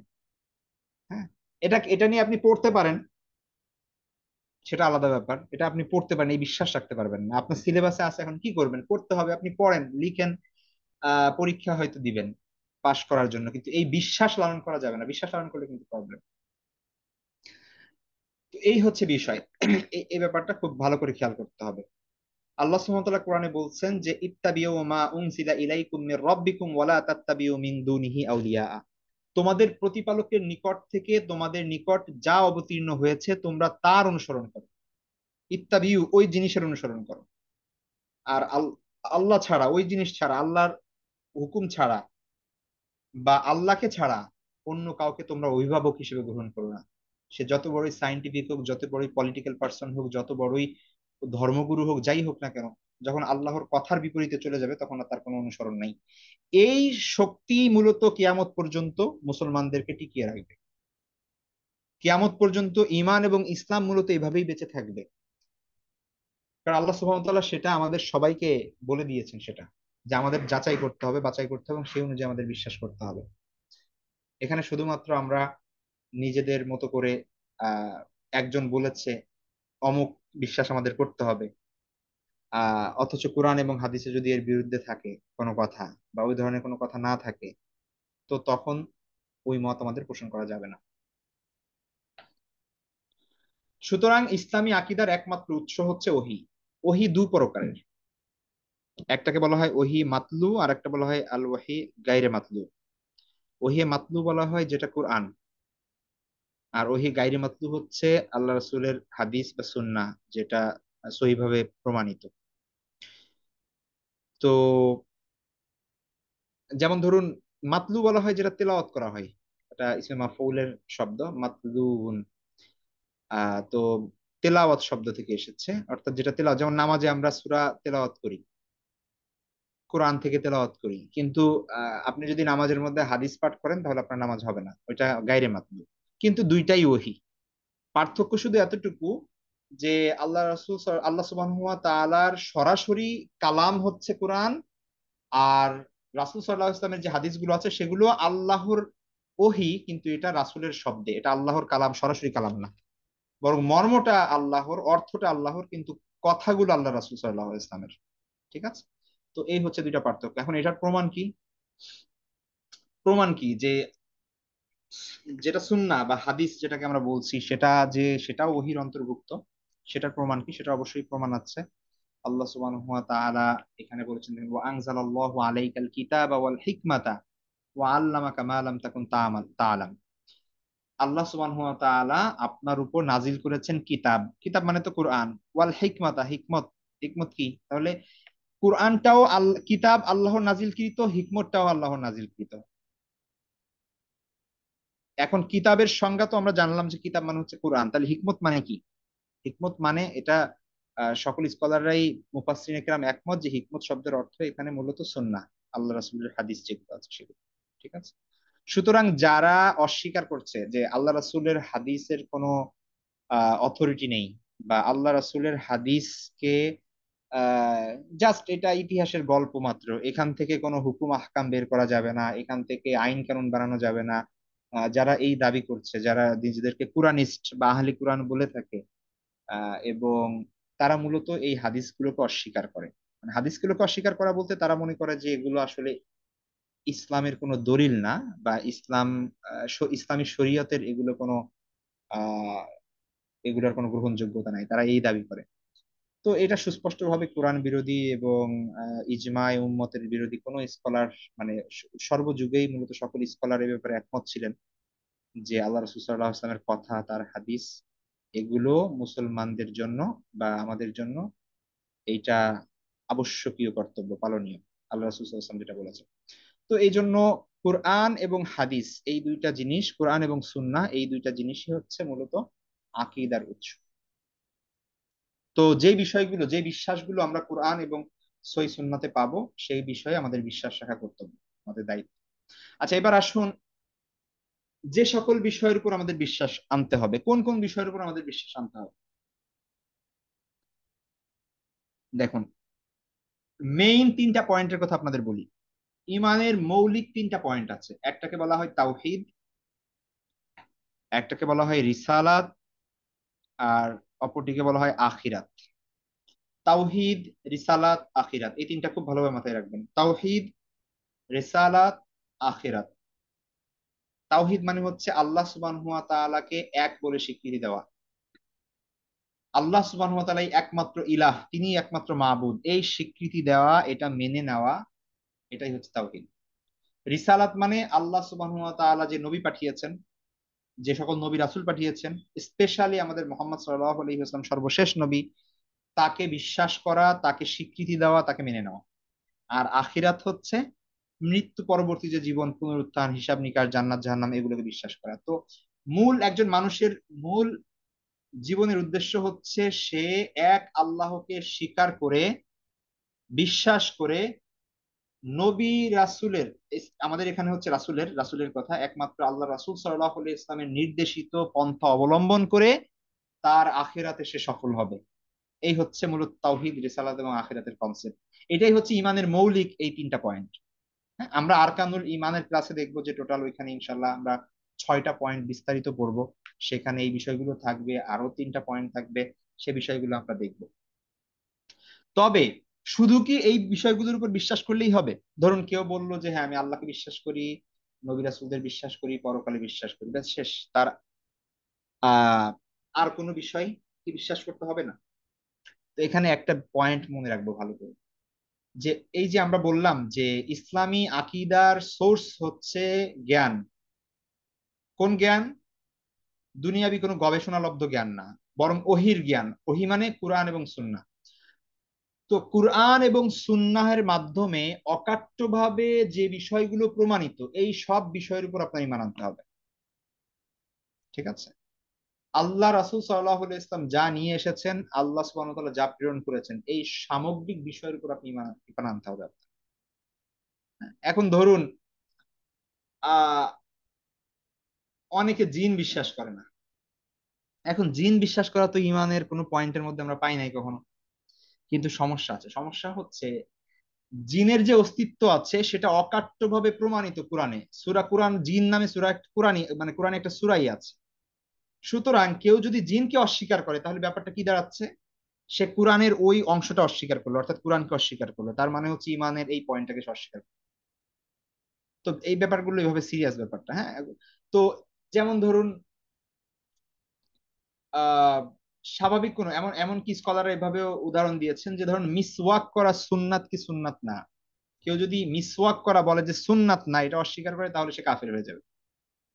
এখন আপনি বলতে পারেন যে মিসওয়াক এত গুরুত্বপূর্ণ বিষয় হলো নাকি? ব্যাপারটা হচ্ছে গুরুত্বপূর্ণ না, কিন্তু এটা যে আল্লাহর রাসূলের সুন্নাত, এইটা প্রমাণিত, মানে এটা শতসিদ্ধ ভাবে প্রমাণিত, অকাট্য ভাবে প্রমাণিত। হ্যাঁ, এটা কোরআন থেকে প্রমাণিত না, সুন্নাহ থেকে প্রমাণিত, এবং অসংখ্য হাদিস আছে এই ব্যাপারে, এত বেশি হাদিস আছে যেগুলাকে বলা হয় মুতাওয়াতির। মানে এ ব্যাপারে কোনো সন্দেহ থাকার অবকাশ নাই যে এটা আল্লাহ রাসূলের থেকে প্রমাণিত।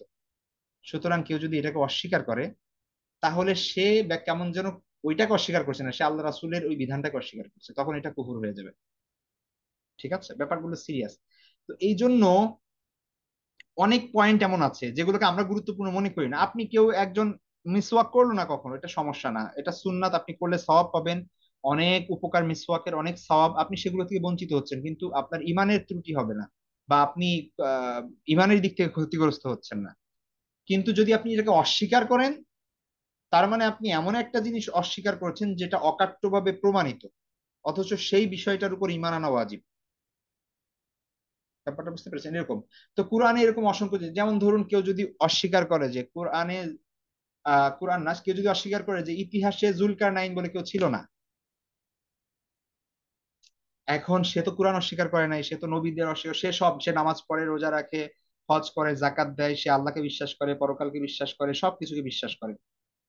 কিন্তু সে বলল যে জুলকার নাইন বলতে এমন কোন শাসক ইতিহাসে ছিল না, নাই, এটা ভুয়া।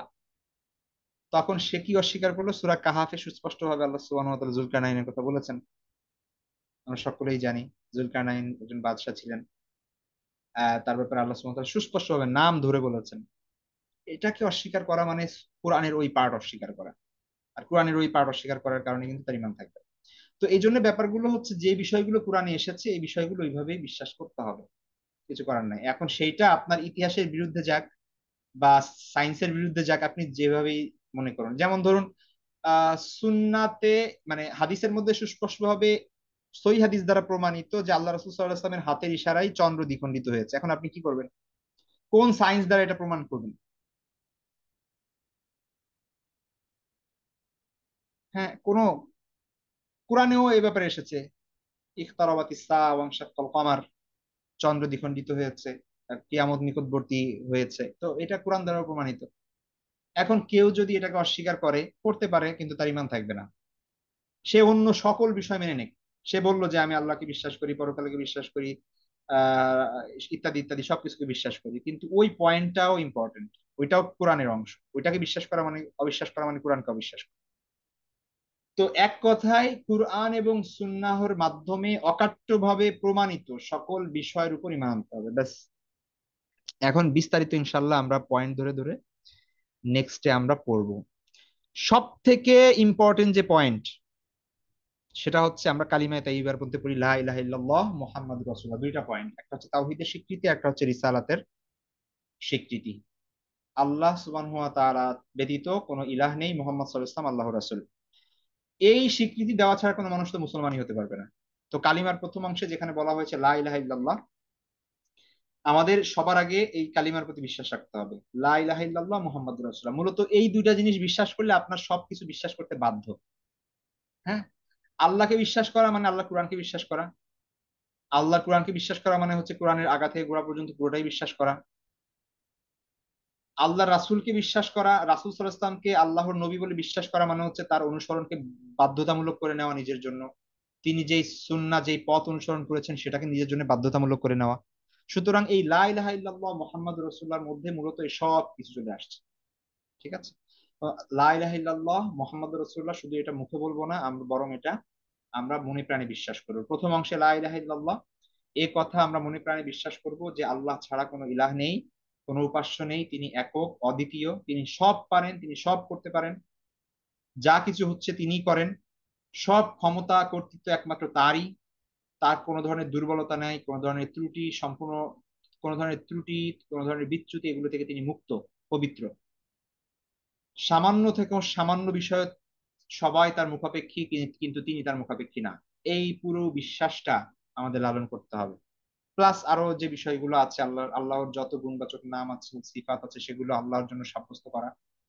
প্লাস হচ্ছে আপনার এখানে আমরা দেখি যে আল্লাহর কোনো, আল্লাহকে কেউ জন্ম দেননি, তিনি কাউকে তার থেকে কেউ জন্ম নেননি। তো এই এই ব্যাপারগুলো যেগুলো আল্লাহ সুবহানাহু ওয়া তাআলা সূরা ইখলাসের মধ্যে বলেছেন, এই বিষয়গুলো স্বীকৃতি দেওয়া, এগুলোই হচ্ছে মূলত লা ইলাহা ইল্লাল্লাহ। আর মুহাম্মাদুর রাসূলুল্লাহ সাল্লাল্লাহু আলাইহি ওয়াসাল্লাম, এই কথার অংশ হচ্ছে মুহাম্মদ সাল্লাল্লাহু আলাইহি ওয়াসাল্লাম আল্লাহর রাসূল, অর্থাৎ তিনি সর্বশেষ নবী। তিনি তিনি মানুষের হেদায়েতের জন্য আল্লাহ সুবহানাহু ওয়া তাআলা তাকে প্রেরণ করেছেন। তারপরে আর কোন নবী রাসূল আসবেন না। তার আনুগত্যের মাধ্যমেই মূলত আহ এই ইহকাল এবং পরকালে মুক্তি রয়েছে, এই বিশ্বাস অন্তরে লালন করা, এটাই হচ্ছে মূলত মুহাম্মাদুর রাসূলুল্লাহ সাল্লাল্লাহু আলাইহি ওয়াসাল্লামের এই কথা বলার দাবি। তো আমাদের কি কি বিশ্বাস করতে হবে? প্রথমত হচ্ছে আপনার এই আহ এই কালিমা, অবশ্যই এই কালিমার প্রতি লা ইলাহা ইল্লাল্লাহ মুহাম্মাদুর রাসূলুল্লাহ এবং এইগুলা অর্থ যে বিষয়গুলো আছে এই পরিপূর্ণ বিষয়। প্লাস হচ্ছে আল্লাহ এবং আল্লাহ রাসূলের থেকে যে বিষয়গুলো প্রমাণিত, অর্থাৎ কোরআন এবং সুন্নাহে যা কিছু এসেছে সেগুলোর মাধ্যমে অকাট্যভাবে যেগুলো প্রমাণিত হয়েছে সেই বিষয়গুলোর প্রতি আমাদের ঈমান রাখা। আচ্ছা, এবার আসুন ইমানের গুরুত্ব, ইমান না থাকার পরিণতি। আচ্ছা, প্রথমত দেখুন, আমাদের অনেকে আমাদেরকে কোশ্চেন করেন, বা নিজেদের মধ্যে অনেক সময় এই কোশ্চেন আসতে পারে। ধরুন আপনার একজন হিন্দু ক্লাসমেট অথবা ফ্রেন্ড অথবা প্রতিবেশী, সে এত ভালো, এত চরিত্রবান, তার মতো মানুষ হয় না, সে খুব দয়ালু, অনেক মানুষ থেকে সে ভালো। অথবা বিদেশে যারা থাকেন, আপনার এমন প্রতিবেশী, এমন কলিগ, কারো কোনো ক্ষতি করে না, কোনো অন্যায় করে না কখনো, ঠিক আছে, সে অনেক টাকা ডোনেট করে, তার লাইফটা উৎসর্গ করে দিছে মানুষের হিউম্যানিটির জন্য, ইত্যাদি ইত্যাদি। অনেকে এই ধরনের কোশ্চেন করেন যে এদের কি হবে, ঠিক আছে, মানে এই ধরনের কোশ্চেন অনেকে আমাদের করেন। তো এই এই ব্যাপারগুলো এখানে চলে আসবে, একটু ভালো করে খেয়াল করুন। দেখেন, একজন মানুষের জীবনের সব থেকে ইম্পর্টেন্ট বিষয় কি, যদি আপনাকে জিজ্ঞেস করা হয়, আপনি একটু চিন্তা করে দেখুন, কি বলবেন? আপনার লাইফের মানে বাস্তবিক কি, আপনি একটু চিন্তা করে একটু বলুন যে আপনার আসলে সব থেকে, আপনার লাইফের সব থেকে ইম্পর্টেন্ট জিনিস কি? কারো কাছে হয়তো বা তার বাবা মা, কারো কাছে হয়তো বা তার সন্তান, এর থেকে তো আর ইম্পর্টেন্ট জিনিস হতেই পারে না। কারো কাছে তার লাইফ, নিজের জীবন, ঠিক আছে। মানে প্র্যাকটিক্যালি যদি আমরা দেখি, সবার কাছ থেকে এরকম উত্তর হয়তো বা আসবে। এটা এই কারণে যে আমাদের মধ্যে প্রপার, যে আমাদের লাইফ সম্পর্কে, আমাদের জীবন সম্পর্কে, এই পৃথিবী সম্পর্কে, পরকাল সম্পর্কে আমাদের পরিপূর্ণভাবে আমরা অবগত না, এবং আমাদের ওই বিশ্বাসটা পরিপূর্ণভাবে জন্মেনি। এই কারণে হচ্ছে আমরা এই ধরনের বিশ্বাস রাখি, অথবা আমরা এই ধরনের অনুভব করি। একজন মানুষের জীবনে ইমান থেকে গুরুত্বপূর্ণ জিনিস আর কখনোই কোনো কিছু হতে পারে না, কখনোই সম্ভব না। আপনি কোন ছেলে মেয়ে আপনার জন্য ইম্পর্টেন্ট, কেন ইম্পর্টেন্ট আপনার ছেলে মেয়ে? কারণ তার প্রতি আপনার ভালোবাসা, কিন্তু ওই ছেলে মেয়ের মানে এই পৃথিবীতেই তো সবকিছু শেষ। পরকালে যখন যাবেন, সূরা আবাসের শেষে আছে, ইয়াউমা ইয়াফিরুল মারউ মিন আখিহি ওয়া উম্মিহি ওয়া আবিহি ওয়া সাহিবাতিহি ওয়া বানি। আপনাকে দেখে আপনার বাবা মা পালাবে, আপনি আপনার ছেলে মেয়েকে দেখে পালাবেন, ভাই ভাইকে দেখে পালাবে, হাজবেন্ড ওয়াইফকে দেখে পালাবে। কিসের ইম্পর্টেন্স এখানে? কোথায় ইম্পর্টেন্ট? আচ্ছা, আপনার জীবন, আপনার সব থেকে বেশি ইম্পর্টেন্ট আপনার জীবন। আপনার জীবন কয় দিনের? আপনি কতটা, যতই ভালোবাসেন আপনার জীবনকে, আপনি কতদিন বাঁচতে পারবেন, কতদিন রাখতে পারবেন এই জীবনটা? মৃত্যুকে আমরা খুব ভয় পাই, কিন্তু কেউ কি পারবে মৃত্যু থেকে দূরে থাকতে? জীবনকে আমরা যতই ভালোবাসি, আমরা কি পারবো জীবনকে সবসময় জীবিত থাকতে, বা জীবনকে এভাবে আহ রেখে দিতে? এটা কি কখনো সম্ভব? তাহলে আপনার ভালোবাসার কোনো মূল্য নাই, আপনার ইম্পর্টেন্সের আসলে কোনো মূল্য নাই। তো এখানে একটা জিনিসই আপনাকে কি করতে পারে, চির মুক্তি দিতে পারে, সেটা হচ্ছে আপনার ইমান। আপনি যদি এই পৃথিবী থেকে ইমানের সাথে যেতে পারেন, পরকালে পাড়ি জমাতে পারেন যদি ইমান নিয়ে, এইটা হচ্ছে আপনার সব থেকে বড় পাওয়া। সব থেকে বড় পাওয়া এটা। এর থেকে বড় প্রাপ্তি কোনো মানুষের আর কোনো কিছুই হতে পারে না, কখনোই না। এই পৃথিবীতে যত মানুষ যা কিছুই করছে, যত ভালো কাজ করছে, এই সব কিছু ছাই হয়ে যাবে যদি তার ইমান না থাকে। ইমানের ইমানের ব্যাপারটা হচ্ছে, যেমন ধরুন এই পৃথিবীতে যত মানুষ যাই করছে, এগুলো সব হচ্ছে জিরো। খেয়াল করুন একটা জিনিস, হ্যাঁ, আপনি দান সাদাকা করতেছেন, এটা একটা জিরো। আপনি মানুষের উপকার করতেছেন, এটা একটা জিরো। আত্মীয়তার সঙ্গে ভালো ব্যবহার করতেছেন, জিরো। বন্ধু বান্ধবের ভালো ব্যবহার করতেছেন, জিরো। বাবা মার সেবা করতেছেন, এগুলো সব জিরো। আর ইমানটা হচ্ছে এর আগে কোনো সংখ্যা। আপনার যদি ইমান থাকে, এই সব কিছুর দাম আছে। আপনি যত ভালো কাজ করবেন, তত সংখ্যা বৃদ্ধি হতে থাকবে। কিন্তু কারো যদি ইমান না থাকে, তাহলে এই জিরোর এক পয়সার মূল্য নাই। এক পয়সার মূল্য নাই আল্লাহর কাছে। কারণ আপনি ভালো ব্যবহার করছেন মানে কি? আপনার স্রষ্টা, যিনি আপনাকে সৃষ্টি করেছেন, সবার থেকে তার হক আগে, আপনি তাকে স্বীকারই করলেন না, আপনি তার কাছে মাথা আহ ঠেকালেন না, আপনি তাকে সম্মান করলেন না, আপনি দুনিয়ার অন্যান্য মানুষকে কি সম্মান দেখাবেন? এই জন্য শিরিক হচ্ছে সব থেকে বড় জুলুম। কাফের এবং মুশরিকদের ব্যাপারে আল্লাহ সুবহানাহু ওয়া তাআলা কোরআনে কি বলেছেন দেখেন, ইন্নাল্লাযীনা কাফারু ওয়া মাতু ওয়া হুম কুফফার, কেউ যদি কুফরি করে এবং মারা যায় এই কাফের অবস্থায়, ফালাই ইউকবালা মিন আহাদিহিম মিলউল আরদি যাহাবান ওয়ালাউ ইফতাদা বিহি, পৃথিবী ভর্তি স্বর্ণ যদি প্রদান করে কেউ, তাহলে তার থেকে সেটাও গ্রহণ করা হবে না। আপনি এই পৃথিবীতে আপনার যত বিলিয়ন বিলিয়ন ডলার আপনি মানুষের জন্য কল্যাণে ব্যয় করছেন, কিন্তু আপনার ইমান নাই, এগুলোর এক পয়সার মূল্য নাই। আল্লাহ বলছেন লাই ইউকবালা, লাই ইউকবালা মানে হচ্ছে কখনোই গ্রহণ করা হবে না, কিছুতেই গ্রহণ করা হবে না। উলাইকা লাহুম আযাবুন আলিম, তাদের জন্য যন্ত্রণাদায়ক শাস্তি রয়েছে, ওয়ালাহু ওয়ামা লাহুম মিন নাসির, তাদের জন্য কোনো সাহায্যকারী থাকবে না।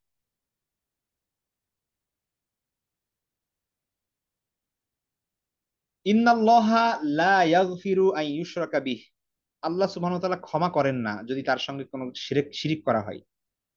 আল্লাহর সাথে শরিক করা আল্লাহ এটা ক্ষমা করেন না। মানে ক্ষমা করবেন না বলতে, কেউ যদি ওই মুশরিক অবস্থা মারা যায়, তাহলে এই ব্যক্তিকে আল্লাহ কখনো ক্ষমা করবেন না, এটা আল্লাহ বলে দিয়েছেন এখানে। ওয়ায়াগফিরু মা দুনা যালিকা লিমান ইয়াশা, আর এই ব্যতীত আর যে গুনাহ আছে সেগুলো হয়তো আল্লাহ মাফ করবেন চাইলেও।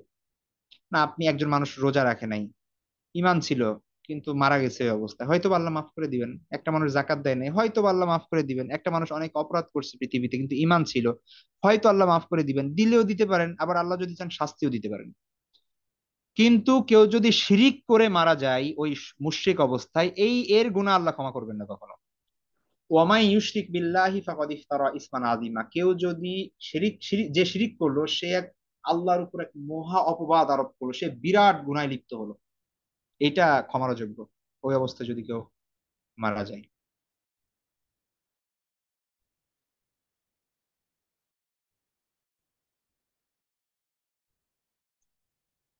ওয়ামাই ইয়াকুল মিনাল খাসিরিন, কেউ যদি ইমানকে প্রত্যাখ্যান করে, ওয়ামাই ইয়াকফুর, কেউ যদি অস্বীকার করে, কুফরি করে, বিল ইমান, ইমানকে ইমানকে কেউ যদি অমান্য করে, ইমান থেকে দূরে থেকে যদি কেউ শিরিক করে, মুশরিক হয় অথবা কুফরি করে, তাহলে কি হয়, ফাকাদ হাবিতা আমালু, তার সকল আমল নিষ্ফল হয়ে যায়। এই পৃথিবীতে সে যত আমলই করুক না কেন সকল সবকিছু নিষ্ফল। ওয়াহুয়া ফিল আখিরাতি মিনাল খাসিরিন, সে আখিরাতে ক্ষতিগ্রস্তদের অন্তর্ভুক্ত হবে। এইভাবে কোরআনের অসংখ্য আয়াতের মধ্যে, এগুলো হাদিস না বা এগুলো কোনো স্কলারের কথা না, এগুলো সরাসরি কোরআনের আয়াত। ওয়াকাদিমনা ইলা মা আমিলু মিন আমালিন ফাজআলনাহু হাবাআম মানসুরা, আল্লাহ বলছেন যে তারা যে আমল করেছিল আমি তার কাছে যাব এবং সেগুলো বিক্ষিপ্ত ধূলিকণায় পরিণত করব। অর্থাৎ এই পৃথিবীতে কোনো মুশরিক কোনো কাফের অনেক ভালো কাজ করলো, সে ভালো কাজ করতে করতে সে নোবেল প্রাইজ নিল শান্তিতে, পৃথিবীর সর্বোচ্চ সার্টিফিকেট সে অর্জন করলো, সকল মানুষ তার মৃত্যুতে ক্রন্দন করলো, কিন্তু আল্লাহ সুবহানাহু ওয়া তাআলা বলছেন এই যত আমল আছে এগুলো কিয়ামতের দিন এই আমলগুলো তার ধূলিকণায় রূপান্তরিত হবে, সব বালু, এগুলোর কোনো মূল্য নাই। এভাবে আল্লাহ সুবহানাহু ওয়া তাআলা আরো অনেক উদাহরণ দিয়েছেন, এখানে আরো কোরআনের আয়াত আপনারা এগুলো পড়ে নিয়েন। কোথাও আল্লাহ বলছেন যে কুফরি যারা করে কাফেরদের আমলগুলো হচ্ছে মরুভূমির মরীচিকার মতো, দূর থেকে দেখা যায় অনেক আমল, অনেক ভালো কাজ করছে এই লোক, কিন্তু আসলে কাছে যে কিছুই না এগুলো, সে দেখবে যে কিছুই না। কোথাও আল্লাহ সুবহানাহু ওয়া তাআলা উদাহরণ দিয়েছেন যে যারা রবের সঙ্গে কুফরি করে তাদের আমলের দৃষ্টান্ত হচ্ছে ছাইয়ের মতো, ঘূর্ণিঝড়ের দিনে যেমন বাতাসে ছাই নিঃশেষ হয়ে যায়, তো তাদের আমলগুলো এরকম পরকালে কোথায় উড়ে চলে যাবে এগুলো কোনো টের পাওয়া যাবে না। তো এরকম ভাবে আল্লাহ সুবহানাহু ওয়া তাআলা অসংখ্য জায়গায় এগুলো বলেছেন। তবে হ্যাঁ, কাফের যদি দুনিয়াতে ভালো কাজ করে তো সেটার কারণে সাময়িক আরামায়েশ এই পৃথিবীতে তাকে দেওয়া হয়, যেটা হাদিসের মধ্যে এসেছে। আল্লাহ রাসূল সাল্লাল্লাহু আলাইহি ওয়াসাল্লাম সহিহ মুসলিমের 2808 নম্বর হাদিস দেখুন, যেখানে আল্লাহ রাসূল সাল্লাল্লাহু আলাইহি ওয়াসাল্লাম বলেছেন যে কোন কাফের যখন সে ভালো কাজ করে দুনিয়ায় তাকে স্বাচ্ছন্দ্য দেওয়া হয়, হ্যাঁ, সে তার ফলটা সে দুনিয়াতেই ভোগ করে যায়, এইটার ফল সে আর আখিরাতে পায় না। হ্যাঁ? তো আরেকটা হাদিসের মধ্যে আছে ওয়াম্মাল কাফিরু ফায়ুতামু বিহাসানাতি ফিদ দুনিয়া, যে কাফেরদের ভালো কাজের পুরস্কার তারা এই দুনিয়াতেই আল্লাহ সুবহানাহু ওয়া তাআলাকে দিয়ে দেন। ফাইদা লাকি আল্লাহ ইয়াউমাল কিয়ামা, যখন কিয়ামত দিন তারা আল্লাহর সঙ্গে দেখা করবে, লাম তাকুন লাহু হাসানাতুন ইউতা বিহা খায়রা, আখিরাতে এর কোনো পুরস্কার আর তারা পাবে না। তো এই ব্যাপারে আমাদের স্পষ্ট আকীদা রাখতে হবে, বিশ্বাস রাখতে হবে যে কোনো কাফের, কোনো মুশরিক এখন কাফের মুশরিক কাকে বলে, কুফুর এবং শিরিক কি, এ ব্যাপারে আমাদের সামনে ক্লাসে আসবে ইনশাআল্লাহ, বিস্তারিত আমরা সেখানে ডিটেলস আলোচনা করব। তো তাদের আমলগুলো মূলত নষ্ট হয়ে যাবে। তো এখানে ভালো করে খেয়াল করতে হবে আমাদের একটা জিনিস, যে কিয়ামতের দিন তিন ধরনের মানুষ হবে, সূরা ওয়াকিয়া পড়লে আপনারা বুঝতে পারবেন। তিন ধরনের মানুষ হবে। এক ধরনের মানুষ যারা সরাসরি জান্নাত, প্রথম ক্যাটাগরির মানুষ এনারা সরাসরি জান্নাত, বিনা হিসাবে জান্নাত, তাদের কোনো হিসাব হবে না। দুই নম্বরের ক্যাটাগরির মানুষ বিনা হিসাবে জাহান্নাম। একটা হচ্ছে বিনা হিসাবে জান্নাত, আর একটা হচ্ছে বিনা হিসাবে জাহান্নাম। এখন বিনা হিসাবে জান্নাত কারা? যারা হচ্ছে ইমান, এই পৃথিবীতে ইমানদার ছিল এবং আমলের ক্ষেত্রে অনেক অগ্রসর ছিল, এবং আল্লাহ সুবহানাহু ওয়া তাআলা তাদের তাওবার কারণে হোক, তাদের ইস্তেগফারের কারণে হোক, বা হচ্ছে তাদের সকল গুনাহ মাফ করে দিয়েছেন আল্লাহ সুবহানাহু ওয়া তাআলা। যেমনটা আমরা নবীদের ব্যাপারে জানি, সিদ্দিক, শহীদ, সাহাবীদের ব্যাপারে আমাদের এই বিশ্বাস যে তাদের ব্যাপার, তারাও কি আল্লাহ সুবহানাহু ওয়া তাআলার ক্ষমাপ্রাপ্ত। হ্যাঁ, যারা ঈমান নিয়ে এই পৃথিবী থেকে বিদায় নিয়েছেন। এরকম, এটা এমন না যে এটা এটা এটা শেষ হয়ে গিয়েছে, এখন আর কোনো মানুষ হবেন না, এরকম না। আল্লাহ যদি আপনাকে ক্ষমা করে দেন, আপনার যদি হিসাব কিতাব ছাড়া আল্লাহ জান্নাতে দিয়ে দেন, দিবেন।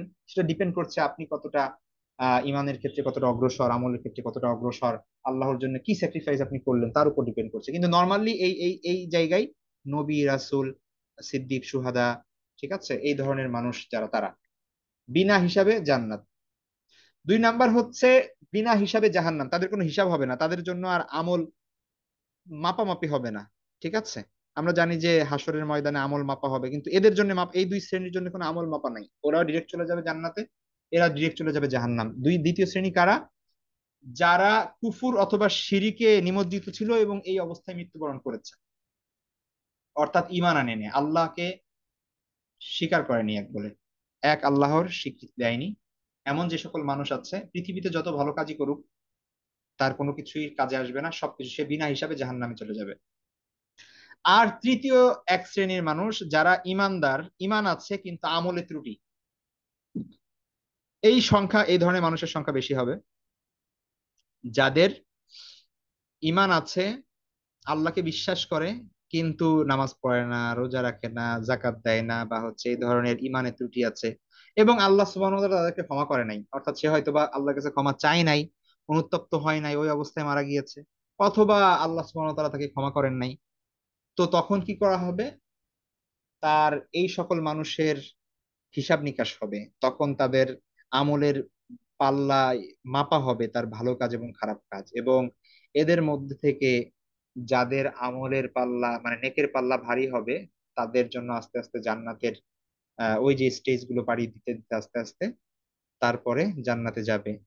আর যাদের আমল নামা বাম হাতে যাবে, আমল গুনার পাল্লাটা ভারী হবে, তারা জাহান্নামে যাবে, এবং জাহান্নামে এই গুনাহের শাস্তি ভোগ করার পরে তাদের যে ইমান ছিল, ওই জন্য একদিন না একদিন তারা জান্নাতে ফিরে আসবে। সেটা, এটা ডিপেন্ড করছে, সবাই একটা সময় না, এটা তার যার যার ইমান এবং আমলের উপর ডিপেন্ড করছে, কার গুনাহ কি রকম, কে কতটুকু শাস্তি পাবে, সেই অনুযায়ী সেই শাস্তি ভোগ করার পরে অবশেষে একটা সময় সে জান্নাতে যেতে পারবে।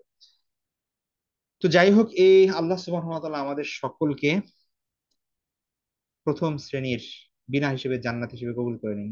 আমাদের আমলের অনেক ত্রুটি, আমাদের ইমানের অনেক ত্রুটি, আল্লাহ সুবহানাহু ওয়া তাআলা এই ত্রুটি থেকে আমাদেরকে বের হওয়ার তৌফিক দান করুন আমাদের সকলকে। কারণ আল্লাহ যদি একবার হিসাব নেওয়া শুরু করেন, তাহলে তো আর প্রশ্নই ওঠে না, কে আর জান্নাতে যেতে পারবে তাহলে ভালোভাবে। তো আল্লাহ দয়া করে যেন আমাদের সকলকে হিসাব কিতাব না করে যেন তার রহমতের দিকে তাকিয়ে আমাদেরকে জান্নাতে জান্নাতে দিয়ে দেন। দোয়া করি আমরা সকলেই। আচ্ছা, তারপরে যে পয়েন্ট সেটা হচ্ছে মুমিন হওয়ার জন্য শর্ত সমূহ, এখানে সংক্ষিপ্ত কিছু বিষয় দেওয়া হয়েছে, একটু ভালো করে খেয়াল করুন।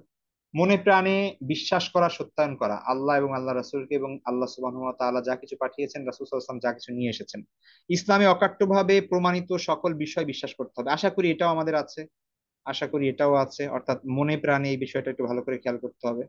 শুধু সত্যায়ন করা না, শুধু বিশ্বাস করা না, এটা মনে প্রাণে বিশ্বাস করতে হবে। অকাট্যভাবে প্রমাণিত বিষয়গুলোর নির্ধারিত ও প্রতিষ্ঠিত অর্থ, ব্যাখ্যা, রূপ, পদ্ধতি সহ বিশ্বাস করতে, এটা খুব ইম্পর্টেন্ট, এটা খুব ইম্পর্টেন্ট, ভালো করে খেয়াল করুন।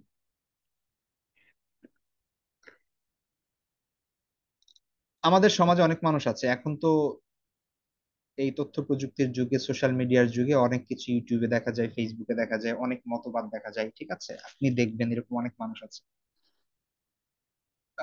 পর্দাকে স্বীকার করে যে না, পর্দা করতে হবে, কিন্তু নিজের মতো একটা অর্থ দাঁড় করিয়ে নেই পর্দার।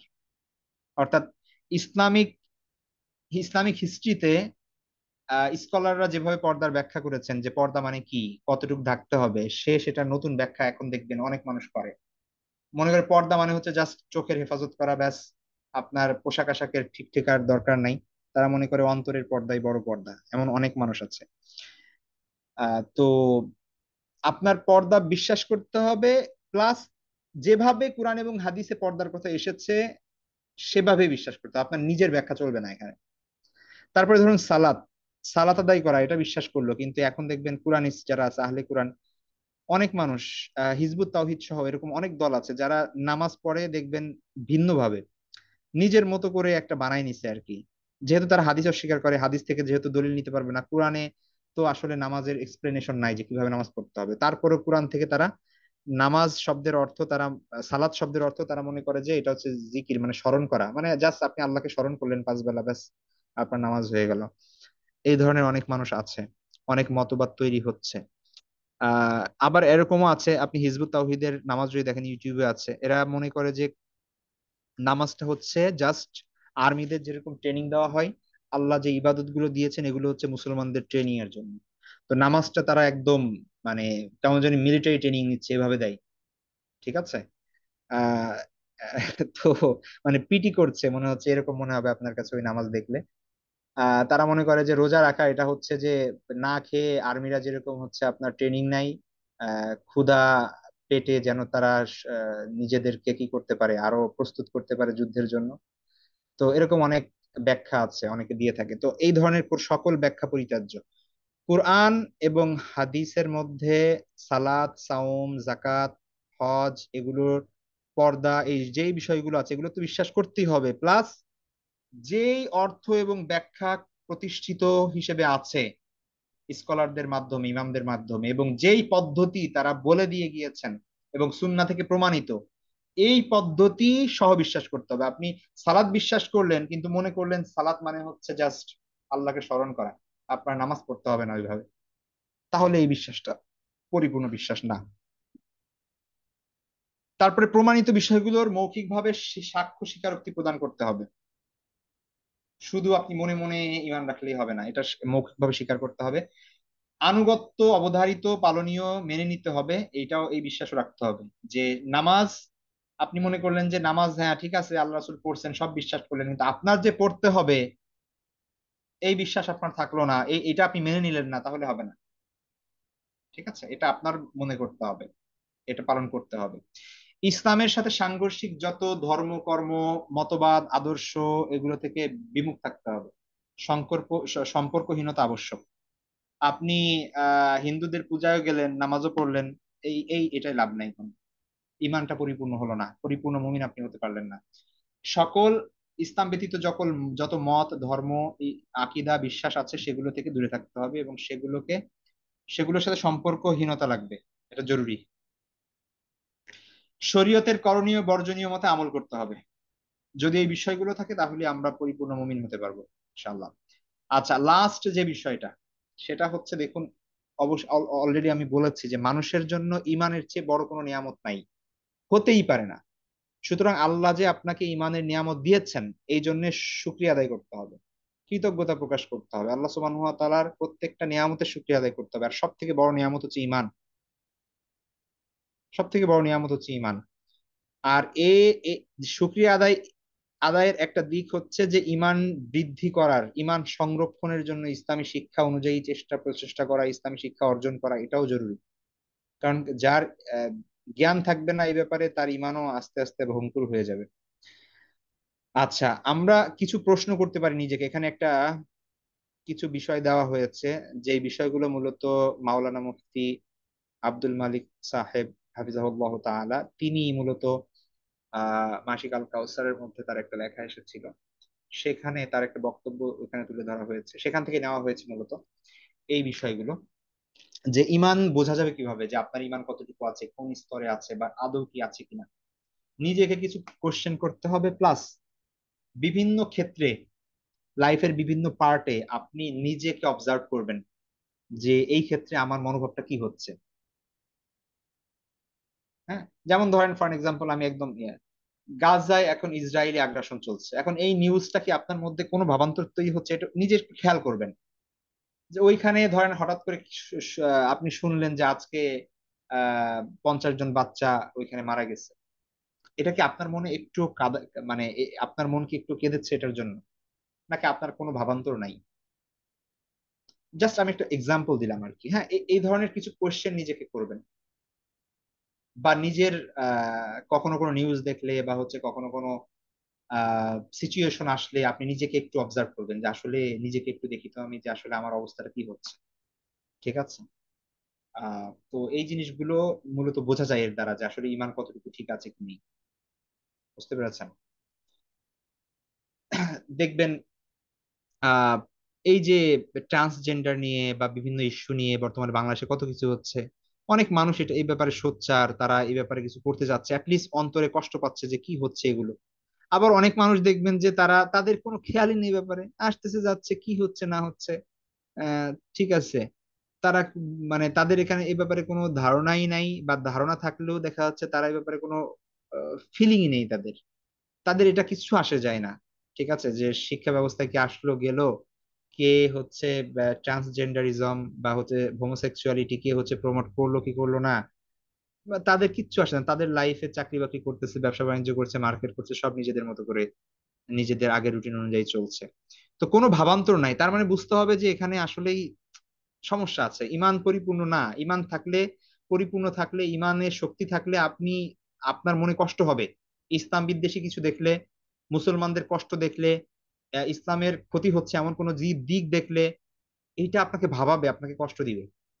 আর এই সকল ক্ষেত্রে যদি আপনার কোনো ভাবান্তর না ঘটে, তাহলে মনে করতে হবে যে এটা আসলে আপনার ইমানের প্রবলেম, আপনার ইমান আস্তে আস্তে একদম নিভু নিভু অবস্থায় আছে। তো এই ব্যাপারগুলো নিয়ে খুব সতর্ক হতে হবে আমাদের।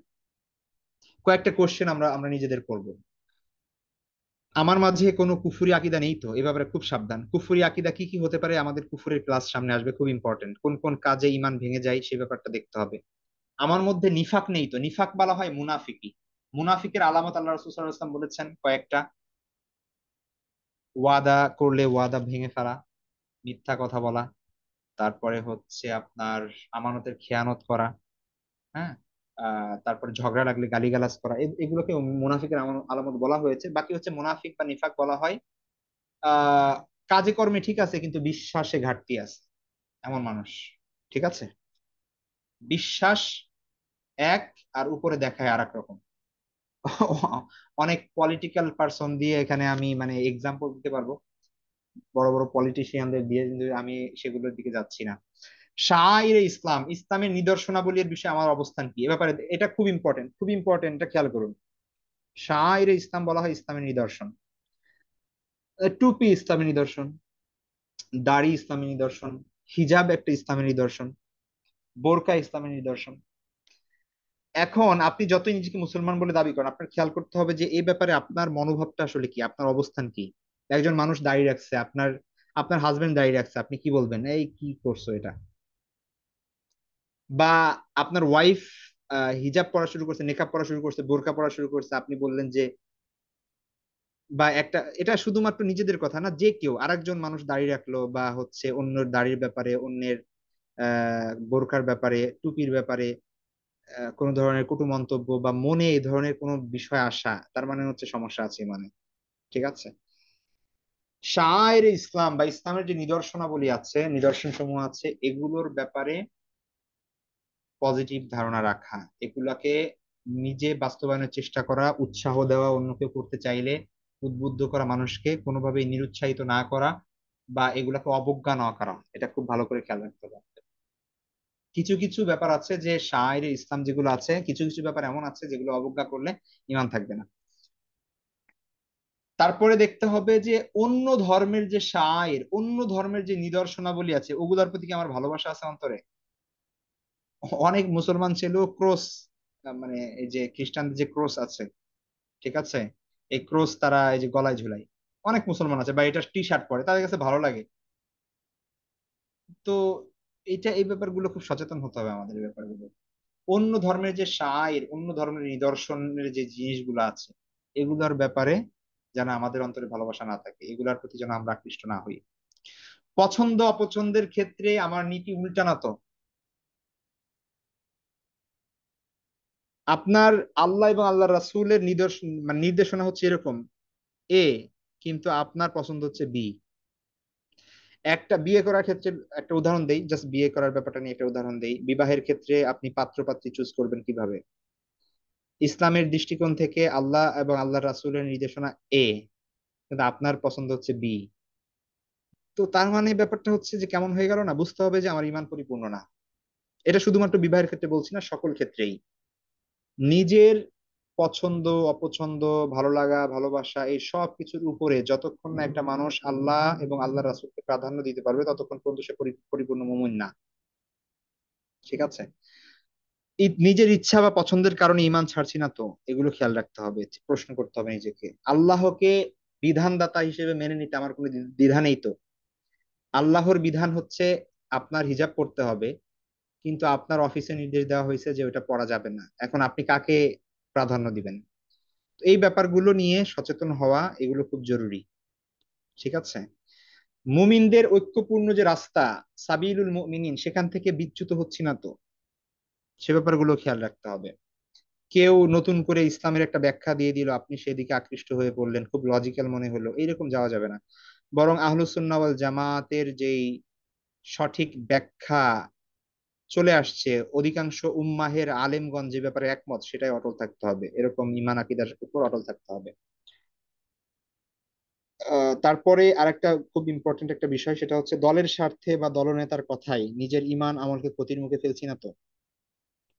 খুব ইম্পর্টেন্ট একটা পয়েন্ট। এই জিনিসটা আমাদের বাংলাদেশে খুব বেশি হয়, হ্যাঁ, খুব বেশি হয়। আপনার যেই দল আপনি করেন, যেই রাজনৈতিক দলের সদস্য আপনি, তাদের বিশ্বাস একরকম কিন্তু ইসলামের বিশ্বাস আর এক রকম, তাদের কর্মপন্থা একরকম, ইসলামের কর্মপন্থা আর এক রকম। তো এখানে বুঝতে হবে যে আপনি আসলে খুব ভুল পথে আছেন। ঠিক আছে? কিয়ামতের দিন না ওই দল আপনাকে উপকার দিবে, না হচ্ছে ওই দলনেতা আপনার কোনো হেল্প করতে পারবে, বরং আল্লাহ সুবহানাহু ওয়া তাআলা এই সকলকে একসঙ্গে করে জাহান্নামে দিয়ে দিবেন। তো এই জন্য সাবধান, এই পৃথিবীর কোনো স্বার্থের কারণে, কোনো উপকারের ক্ষমতা, টাকা পয়সা বা এই ধরনের বিষয়ের কারণে আপনি ইসলামের বিরুদ্ধে কখনো যেন অবস্থান না হয়, বা ইসলামের সাথে সাংঘর্ষিক বিষয়ের সাথে যেন আপনি অপোজিটে যেন আপনি না যান কখনো। এই ব্যাপারগুলো খেয়াল রাখতে হবে। সবার আগে ইমান, সবার আগে ইসলাম, সবার আগে আল্লাহ এবং আল্লাহ রাসূল, তারপর পৃথিবীতে অন্য যে মানুষ আছে, দল আছে, নেতা আছে, সেগুলো পরে। ঠিক আছে? তো যাই হোক, এই হচ্ছে আমাদের বিষয়। আশা করি আপনারা, আমি তো এই পিডিএফটা আপনাদের দিয়ে দিব, সেটা আপনারা করে নিবেন, ইনশাল্লাহ পড়ে নিবেন পুরোটা। কোনো কোয়েশ্চেন থাকলে আপনারা করতে পারেন এখন। আল্লাহ সুবহানাহু ওয়া তাআলা আমাদের তৌফিক দিন, আমরা যেন এই বিষয়গুলো ভালোভাবে বুঝতে পারি এবং নিজেদের মধ্যে বাস্তবায়ন করতে পারি। কারো কোনো কোয়েশ্চেন আছে?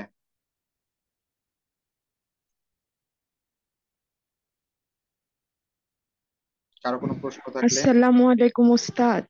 ওয়ালাইকুম আসসালাম। উস্তাদ, আমি একবার কোথাও পড়েছিলাম এমন যে কেউ যদি ইচ্ছাকৃতভাবে এক ওয়াক্ত নামাজ ছেড়ে দেয়, তাকে আবার কালেমা পড়ে নাকি মুসলিম হতে হয়। এটা কি সত্যি? আচ্ছা, নামাজ ছেড়ে দেওয়া ব্যাপারে স্কলারদের মধ্যে ইখতিলাফ আছে, এ ব্যাপারে কোনো সন্দেহ নাই যে নামাজ ইসলামের সব থেকে বড় আমল, অর্থাৎ একজন মানুষ মুসলমান হওয়ার পরে সব থেকে বড়, সব থেকে ইম্পর্টেন্ট যে পয়েন্ট, সেটা হচ্ছে তার নামাজ পড়তে হবে। তো নামাজ আল্লাহ তাআলার একটা বিধান, ফরজ একটা বিধান। তো ফরজ বিধান কেউ যদি ইমান রেখে এটার উপর, সে জানে বোঝে বিশ্বাস করে, আহ এই অবস্থায় সে যদি ইচ্ছাকৃত তরক করে, তাহলে তাকে আমরা বলি সে কবিরা গুনাহ করেছে এবং সে ফাসেক হয়ে গেছে। আহলুস সুন্নাহ ওয়াল জামাতের মতে ফাসেক ব্যক্তি কাফের না, তবে তার ঈমান অসম্পূর্ণ। ঠিক আছে? তবে হাদিসে কিছু আহ শক্ত কথা আছে নামাজের ব্যাপারে স্পেশালি, যেমন আমি অলরেডি বলেছি যে নামাজের ক্ষেত্রে আল্লাহ রাসূল সাল্লাল্লাহু আলাইহি ওয়াসাল্লাম বলেছেন যে কেউ যদি ইচ্ছাকৃত ভাবে মান তারাকা সলাতা মুতাআম্মিদান ফাকাদ কাফার, কেউ যদি নামাজ তরক করে ইচ্ছাকৃত ভাবে, তাহলে সে কুফরি করলো। আমরা সামনে পড়বো যে কুফরি করা আর কাফের হওয়া দুটা কি এক নাকি পার্থক্য আছে। কিন্তু অধিকাংশ স্কলার মধ্যে পার্থক্য আছে। তাকফির সবাইকে করা যাবে না। আপনি যেটা বললেন যে ইসলাম থেকে বের হয়ে গেছে নতুন করে কালিমা পড়তে হবে, এটা হচ্ছে তাকফির করা, কাউকে কাফের সাব্যস্ত, কোনো ব্যক্তিকে কাফের সাব্যস্ত করা। তো ওইটা এইভাবে করা যাবে না কবিরা গুনার কারণে। কেউ যদি এই কথা বলে যে নামাজ পড়া ফরজ না বা আমার নামাজ পড়তে হবে না, তখন সে কাফের হয়ে যাবে। ঠিক আছে, কিন্তু কেউ যদি এটাকে মেনে নিয়ে সবকিছু ঠিক আছে, তার বিশ্বাস ঠিক আছে, কিন্তু অলসতার কারণে নামাজ পড়তে পারলো না, এটা তো ইচ্ছাকৃত হবে, তাহলে তাকে কাফের বলা হবে না। এখন হাদিসের ব্যাখ্যা স্কলাররা বিভিন্ন ভাবে দিয়েছেন। ঠিক আছে, তবে কিছু কিছু স্কলার এটাও বলেন যে আহ কেউ যদি সালাত তরক করে তাহলে কাফের হয়ে যাবে, ডিরেক্ট এভাবেও বলেন। কিন্তু আহ এইটা আমাদের কাছে একটু মনে হয় যে এটা থেকে ওইটাই হচ্ছে আহ অধিক কি বলে সঠিক। ঠিক আছে, যেমন হাদিসের মধ্যে আছে, আপনারা পাবেন যে লা ইমান আল ইমান লা আমানত আলা, যে ব্যক্তির আমানত নাই তার ইমান নাই। এখন কেউ যদি আমানত নষ্ট করে, আপনি একটা আমানত দিলেন, সে নষ্ট করলো, তাহলে আপনি বলবেন যে এই লোকের ইমান নাই, সে কাফের হয়ে গেছে। তো এই হাদিসের ব্যাখ্যাও তো স্কলাররা করেন যে আসলে এর দ্বারা ধমকি দেওয়া হয়েছে তাকে, যেহেতু এটার গুরুত্ব অনেক বেশি। প্রকৃত একজন মুমিন কখনো ওয়াদার খেলাফ করতে পারে না, আমানত ভাঙতে পারে না, এই কারণে বলা হয়েছে। তো এরকম ভাবে ওইটার ব্যাখ্যা এরকম। তবে আহলুস সুন্নাহ ওয়াল জামাতের মূল আকীদা হচ্ছে কবিরা গুনার কারণে। কবিরা গুনাহ মানে বুঝতে পেরেছেন, যে যে কোনো আল্লাহর বিধান, সেটা অলসতার কারণে হোক বা ইচ্ছাকৃত হোক, করলো না, কিন্তু এই ব্যাপারে তার আস্থা আছে, বিশ্বাস আছে, সেটা জানে যে ওটা করা ফরজ, এবং ওটা মানলো যে এবং বললো যে ওটা ফরজ, কিন্তু করলো না। তো এইটার কারণে ইসলাম থেকে বের হয়ে যায় না। এটাই আহলুস সুন্নাহ ওয়াল জামাতের বিশ্বাস। জি, আর কারো কোনো বিষয়? আর একটা প্রশ্ন ছিল ওস্তাদ, সেটা হচ্ছে যে বিভিন্ন মাযহাব থাকে, এখন আমি হচ্ছে সব মাযহাব বুঝিও না, খালি নাম জানি কয়েকটা, কিন্তু আমি আমার মতো চেষ্টা করি কোরআন হাদিস অনুযায়ী নামাজ কলমা পড়ার বা আল্লাহ যেগুলা বলছে ওগুলা করার। এখন আমি যদি কোনো মাযহাব না মানি বা এই সম্পর্কে যেহেতু আমি জানি না, তাহলে কি আমি গুনাহ হবে আমার? আচ্ছা, প্রথম বিষয় হচ্ছে যে আমাদের ফিকহ যখন আমরা শুরু করি, যেহেতু আকীদার ক্ষেত্রে মাযহাব টাযহাবের দরকার হয় না, আমরা ইবাদত যখন করব, আমাদের ওইখানে প্রথম একটা ক্লাসই থাকবে এই ব্যাপারে, মাযহাব কি, ইখতিলাফ কেন, ইত্যাদি। হ্যাঁ, বাকি সংক্ষেপে একটু বলে দিই, যেহেতু আপনি তুলেছেন খুব ইম্পর্টেন্ট একটা পয়েন্ট। এটা বলেই দিই আপনাদেরকে অল্প কথায়। সেটা হচ্ছে দেখুন, মাযহাব হচ্ছে মূলত স্কলারদের মত, কোরআন হাদিস গবেষণা করে তারা যেটা সেখান থেকে মাসালা যেটা বের করেছেন, সেটাকে বলা হয় মূলত একটা মত, একটা মাযহাব। ঠিক আছে, এখন আপনি বললেন যে আপনি কোরআন হাদিস বোঝার চেষ্টা করেন, আমি জানি না আপনি কোরআন হাদিস বুঝেন কিনা, আমি নিজেও তো বুঝি না, আমারও তো অন্যের হেল্প লাগে। তো কোরআন হাদিস আসলে আমরা কেউই বুঝবো না। আপনার পরিপূর্ণ কোরআনের হাফেজ হতে হবে, পরিপূর্ণ কোরআনের তাফসির আপনার জানা থাকতে হবে, লক্ষ লক্ষ হাদিস জানা থাকতে হবে, এগুলোর সব কিভাবে কোনটা কোন সময় হয়েছে এই ব্যাপারগুলো জানা থাকতে হবে, তাহলেই না আপনি কোরআন হাদিস বুঝে নিজে আমল করতে পারবেন। আমরা কেউই কোরআন হাদিস নিজে বুঝে আমল করতে পারি না, আর করিও না, এটা হয়ও না। আপনিও কোনো একটা স্কলারের কথা শুনে আমল করেন, তো যেই স্কলারের কথা শুনে আমল করছেন মানে হচ্ছে তার মাযহাব মানছেন, তার মতটা আপনি মানছেন কোরআন এবং হাদিসের ব্যাপারে। তো আমরা সবাই, বলি আর না বলি, সবাই মাযহাব মানছি, সবাই কারো না কারো মত ফলো করছি। হয় আপনি ইমাম আবু হানিফার মত ফলো করছেন কোরআন এবং হাদিসের ব্যাপারে, অর্থাৎ কোরআন এবং হাদিস মানার ক্ষেত্রে, বোঝার ক্ষেত্রে ইমাম আবু হানিফার পন্থা অবলম্বন করছেন, অথবা আহ অথবা হচ্ছে আপনার ইমাম আহমদ ইবনে হাম্বলের হোক বা ইমাম মালিকের হোক, ইমাম শাফির হোক। বর্তমানে যারা বলছে যে আমরা মাযহাব মানি না, তারাও কোনো মত ফলো করছে, হয় আপনি শায়েখ আলবানী অথবা শায়েখ ইবনে বাজ রাহিমাহুল্লাহ, অথবা হচ্ছে শায়েখ উসাইমিনের, অথবা আপনার ফেভারিট কোনো আলেমের মত পোষণ করছেন। কারণ আপনি তো সরাসরি কোরআন হাদিস পড়েন না, বোঝেন না, সেখান থেকে তো আর মাসআলা বের করতে পারেন না। তো যার কারণে সবাই আমরা মাযহাব মানি। এখন কোনটা মানবো বা কিভাবে মানবো, কোন দলিলের উপরে কি, সেই বিষয়গুলো আমরা বিস্তারিত ইনশাল্লাহ আমাদের ফিক শুরু হওয়ার আগে, ইবাদত শুরু হওয়ার আগে সেই ব্যাপারগুলো নিয়ে আমরা ডিসকাস করবো। ওই ওই ক্লাসটা খুব ইম্পর্টেন্ট থাকবে, ওই জিনিসটা বুঝতে পারলে আমাদের লাইফের এই ব্যাপারে যে কোশ্চেন গুলো আছে সেগুলো সব সলভ হয়ে যাবে ইনশাল্লাহ। জি, আর কারো কোনো বিষয়? আসসালামু আলাইকুম। জি, ওয়ালাইকুম। আমার একটা প্রশ্ন আছে। সেটা হচ্ছে যে কোনো কোনো সময় শোনা যায় যে কেউ যে হাদিস যেটা মানে যে বলে যে কোরআনে যেটা আছে আয়াতে আল্লাহ যা মেনশন করছেন সেটা বিশ্বাস করছে, কিন্তু হাদিস মানার ক্ষেত্রে দেখা যায় যে তখন মানে তার মধ্যে সংশয় কাজ করে, সেটা বুখারীর হাদিস হোক বা আরো যে হাদিস গ্রন্থ আছে। তো সেক্ষেত্রে তাকে যদি বুঝাতে চাই, যদি একটু সাজেশন দিতেন তাহলে যে এটা কিভাবে আপনি বোঝাতে বোঝাতে পারি। পারবেন না, এই ব্যাপারে যারা বিশেষজ্ঞ তারা বোঝাতে পারবে। হ্যাঁ, আপনার এই ব্যাপারে অনেক লেখাপড়া করতে হবে যদি আপনি পার্সোনালি বোঝাতে চান। তো আজকে তো বললাম এই কথা যে আল্লাহ সুবহানাহু ওয়া তাআলা বলেছেন যে আল কিতাব ওয়াল হিকমা, দুইটার কথা বলেছেন যে আল্লাহ রাসূল সাল্লাল্লাহু আলাইহি ওয়াসাল্লামকে আল্লাহ দিয়েছেন দুইটা জিনিস, একটা হচ্ছে কিতাব এবং হিকমত। তো হিকমতের ব্যাখ্যায় স্কলাররা বলেন, মুফাসসিরিন কেরাম বলেন যে এটা হচ্ছে সুন্নাহ বা আল্লাহ রাসূলের হাদিস। ঠিক আছে। তো একটা শ্রেণী অবশ্যই আছে যারা হচ্ছে হাদিসকে অস্বীকার করছে বর্তমানে। তারা নিজেদেরকে আহলে কুরআন বলছে বা কুরআনিস্ট বলছে। ঠিক আছে।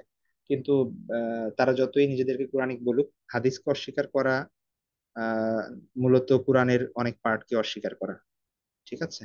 তো এদের ঈমান নিয়ে সংশয় আছে, এনাদেরকে ভালোভাবে বোঝাতে হবে। বোঝানোর জন্য আপনি তর্ক করতে গেলে তাদের সাথে পারবেন না, তাদের অনেক লজিক আছে, অনেক বিষয় আছে যেগুলো আহ স্কলারদের দরকার। তো দেখা যাচ্ছে যে যারা এই বিষয়ে জানে তাদের ব্যাপারে রেফার করবে। আর কোনো বিষয়ে কারো কোশ্চেন?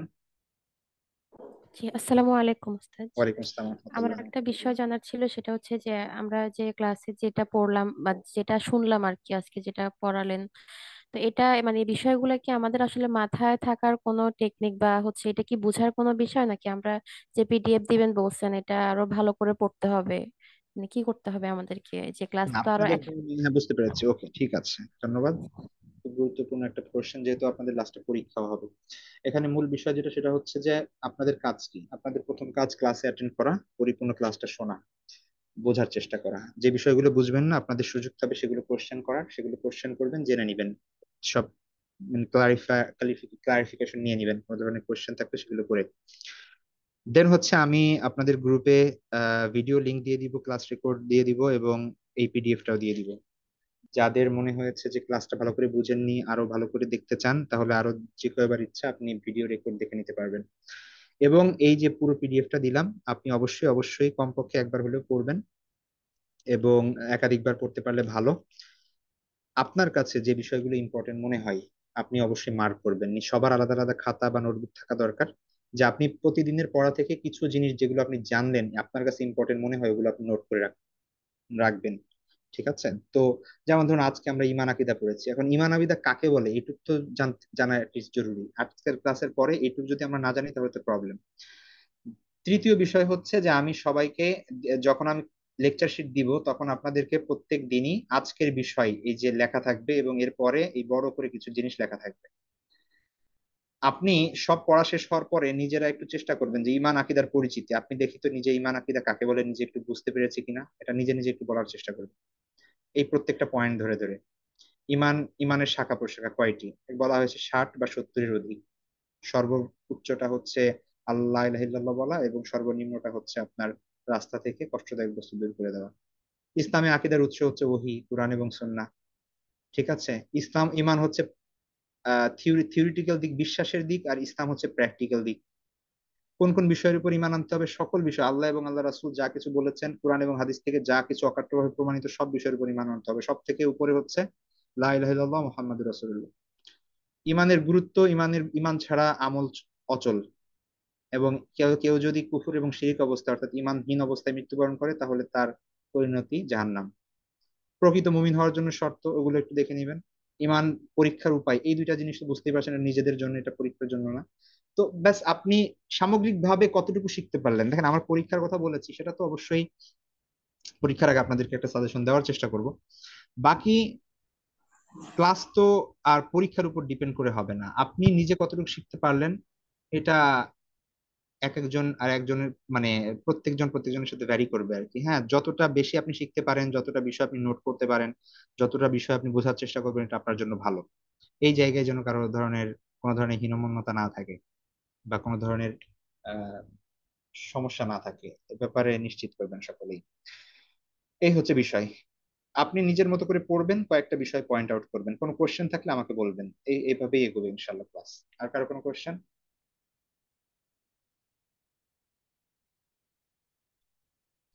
ওস্তাদ জি, আমার ইন্টারনেট ডিস্টার্ব করছিল, একবার একটু আকীদা সম্পর্কে বলবেন আর রিসালাত এই পার্টটা কাইন্ডলি একটু নিয়ে কনফিউশন। কাইন্ডলি একটু ভিডিও রেকর্ডিংটা দেখে নেবেন প্লিজ।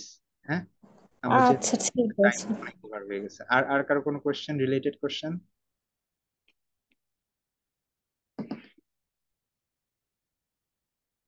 ঠিক আছে, আর কারো কোনো কোশ্চেন না থাকলে আমরা শেষ করব। সবাই দোয়া করবেন। আমরা যে প্রচেষ্টাটা শুরু করেছি, উদ্যোগ নিয়েছি, আমাদের অনেক ভুল ত্রুটি থাকতে পারে বা অনেক ধরনের টেকনিক্যাল অনেক বিষয় ইস্যু থাকতে পারে, লেকচার শিট বানানোর ক্ষেত্রে অনেক প্রবলেম থাকতে পারে। আপনারা কাইন্ডলি ক্ষমা সুন্দর দৃষ্টিতে দেখবেন, কোনো পরামর্শ থাকলে সেটাও দিবেন। আমরা, এটা তো আমাদের প্রথম প্রচেষ্টা এই ব্যাপারে, ইনশাল্লাহ নেক্সট থেকে আরো ভালোভাবে করার চেষ্টা করবো। হ্যাঁ, আর জি, ওস্তাদ আসসালামু আলাইকুম। ওয়ালাইকুম একটা আসসালাম। কথা ছিল। কি বলুন? জি, আপনি আগে ওই যে তাফসিরের ক্লাস নিতেন, সূরা বাকারা এবং সূরা ইমরান এটা নিয়েছিলেন, ওই ক্লাসটা কি আবার কন্টিনিউ করার কোনো জি জি, সুযোগ আছে? সামনে কন্টিনিউ হবে, তবে সেটা শুরু থেকে না। আমরা সূরা বেস, এক একটা সূরা ধরবো, সেই সূরা তাফসির করব, প্লাস ওই সূরার যতটুকু তাফসির হবে ততটুকের হিফজও করার চেষ্টা করব আর কি, যারা অংশগ্রহণ করবেন। তো হিফজ প্লাস তরজমা তাফসিরের একটা ক্লাস শুরু হবে। আমরা চেষ্টা করছি যে সূরা কাহাফ দিয়ে শুরু করবো আমরা, ইনশাল্লাহ। জি জি। আসসালামু আলাইকুম। ওয়ালাইকুম আসসালাম ওয়া রাহমাতুল্লাহ। এই তাফসির ক্লাসটা কবে নাগাদ শুরু করবেন ওস্তাদ জি? আর আপনাদের গ্রুপে অ্যাড আছেন, আমরা জানাবো ইনশাল্লাহ। আচ্ছা, আর একটা বিষয় বলে রাখি, সেটা হচ্ছে আমাদের দ্রুতই হয়তো বা আগামী সপ্তাহ থেকেই একটা ফ্রি ক্লাস আসছে। সেটা হচ্ছে যারা 50% 70% করেছেন অথবা আরবি মোটামুটি ভালো জানেন বা জানতে চান, তাদের জন্য কাসাসুন নাবিয়িন একটা কিতাব আছে নবীদের ঘটনা সম্বলিত আরবিতে, ওই কিতাবটা পড়ানো হবে সপ্তাহে একটা দিন। আমরা ঘোষণা দিব, ওই গ্রুপে অ্যাড হয়ে যাবেন। ওখানে কোনো ফি লাগবে না, রেজিস্ট্রেশন লাগবে না, কিছু লাগবে না। জাস্ট সপ্তাহে একটা ক্লাস হবে, যারা একটু আরবি অ্যাডভান্স জানতে চান শুধুমাত্র তাদের জন্য। ঠিক আছে, আর কারো কোনো কোশ্চেন না থাকলে আমরা শেষ করি। ভালো থাকবেন সবাই, দোয়া করবেন। আসসালামু আলাইকুম রহমতুল্লাহ বারকাতুহু।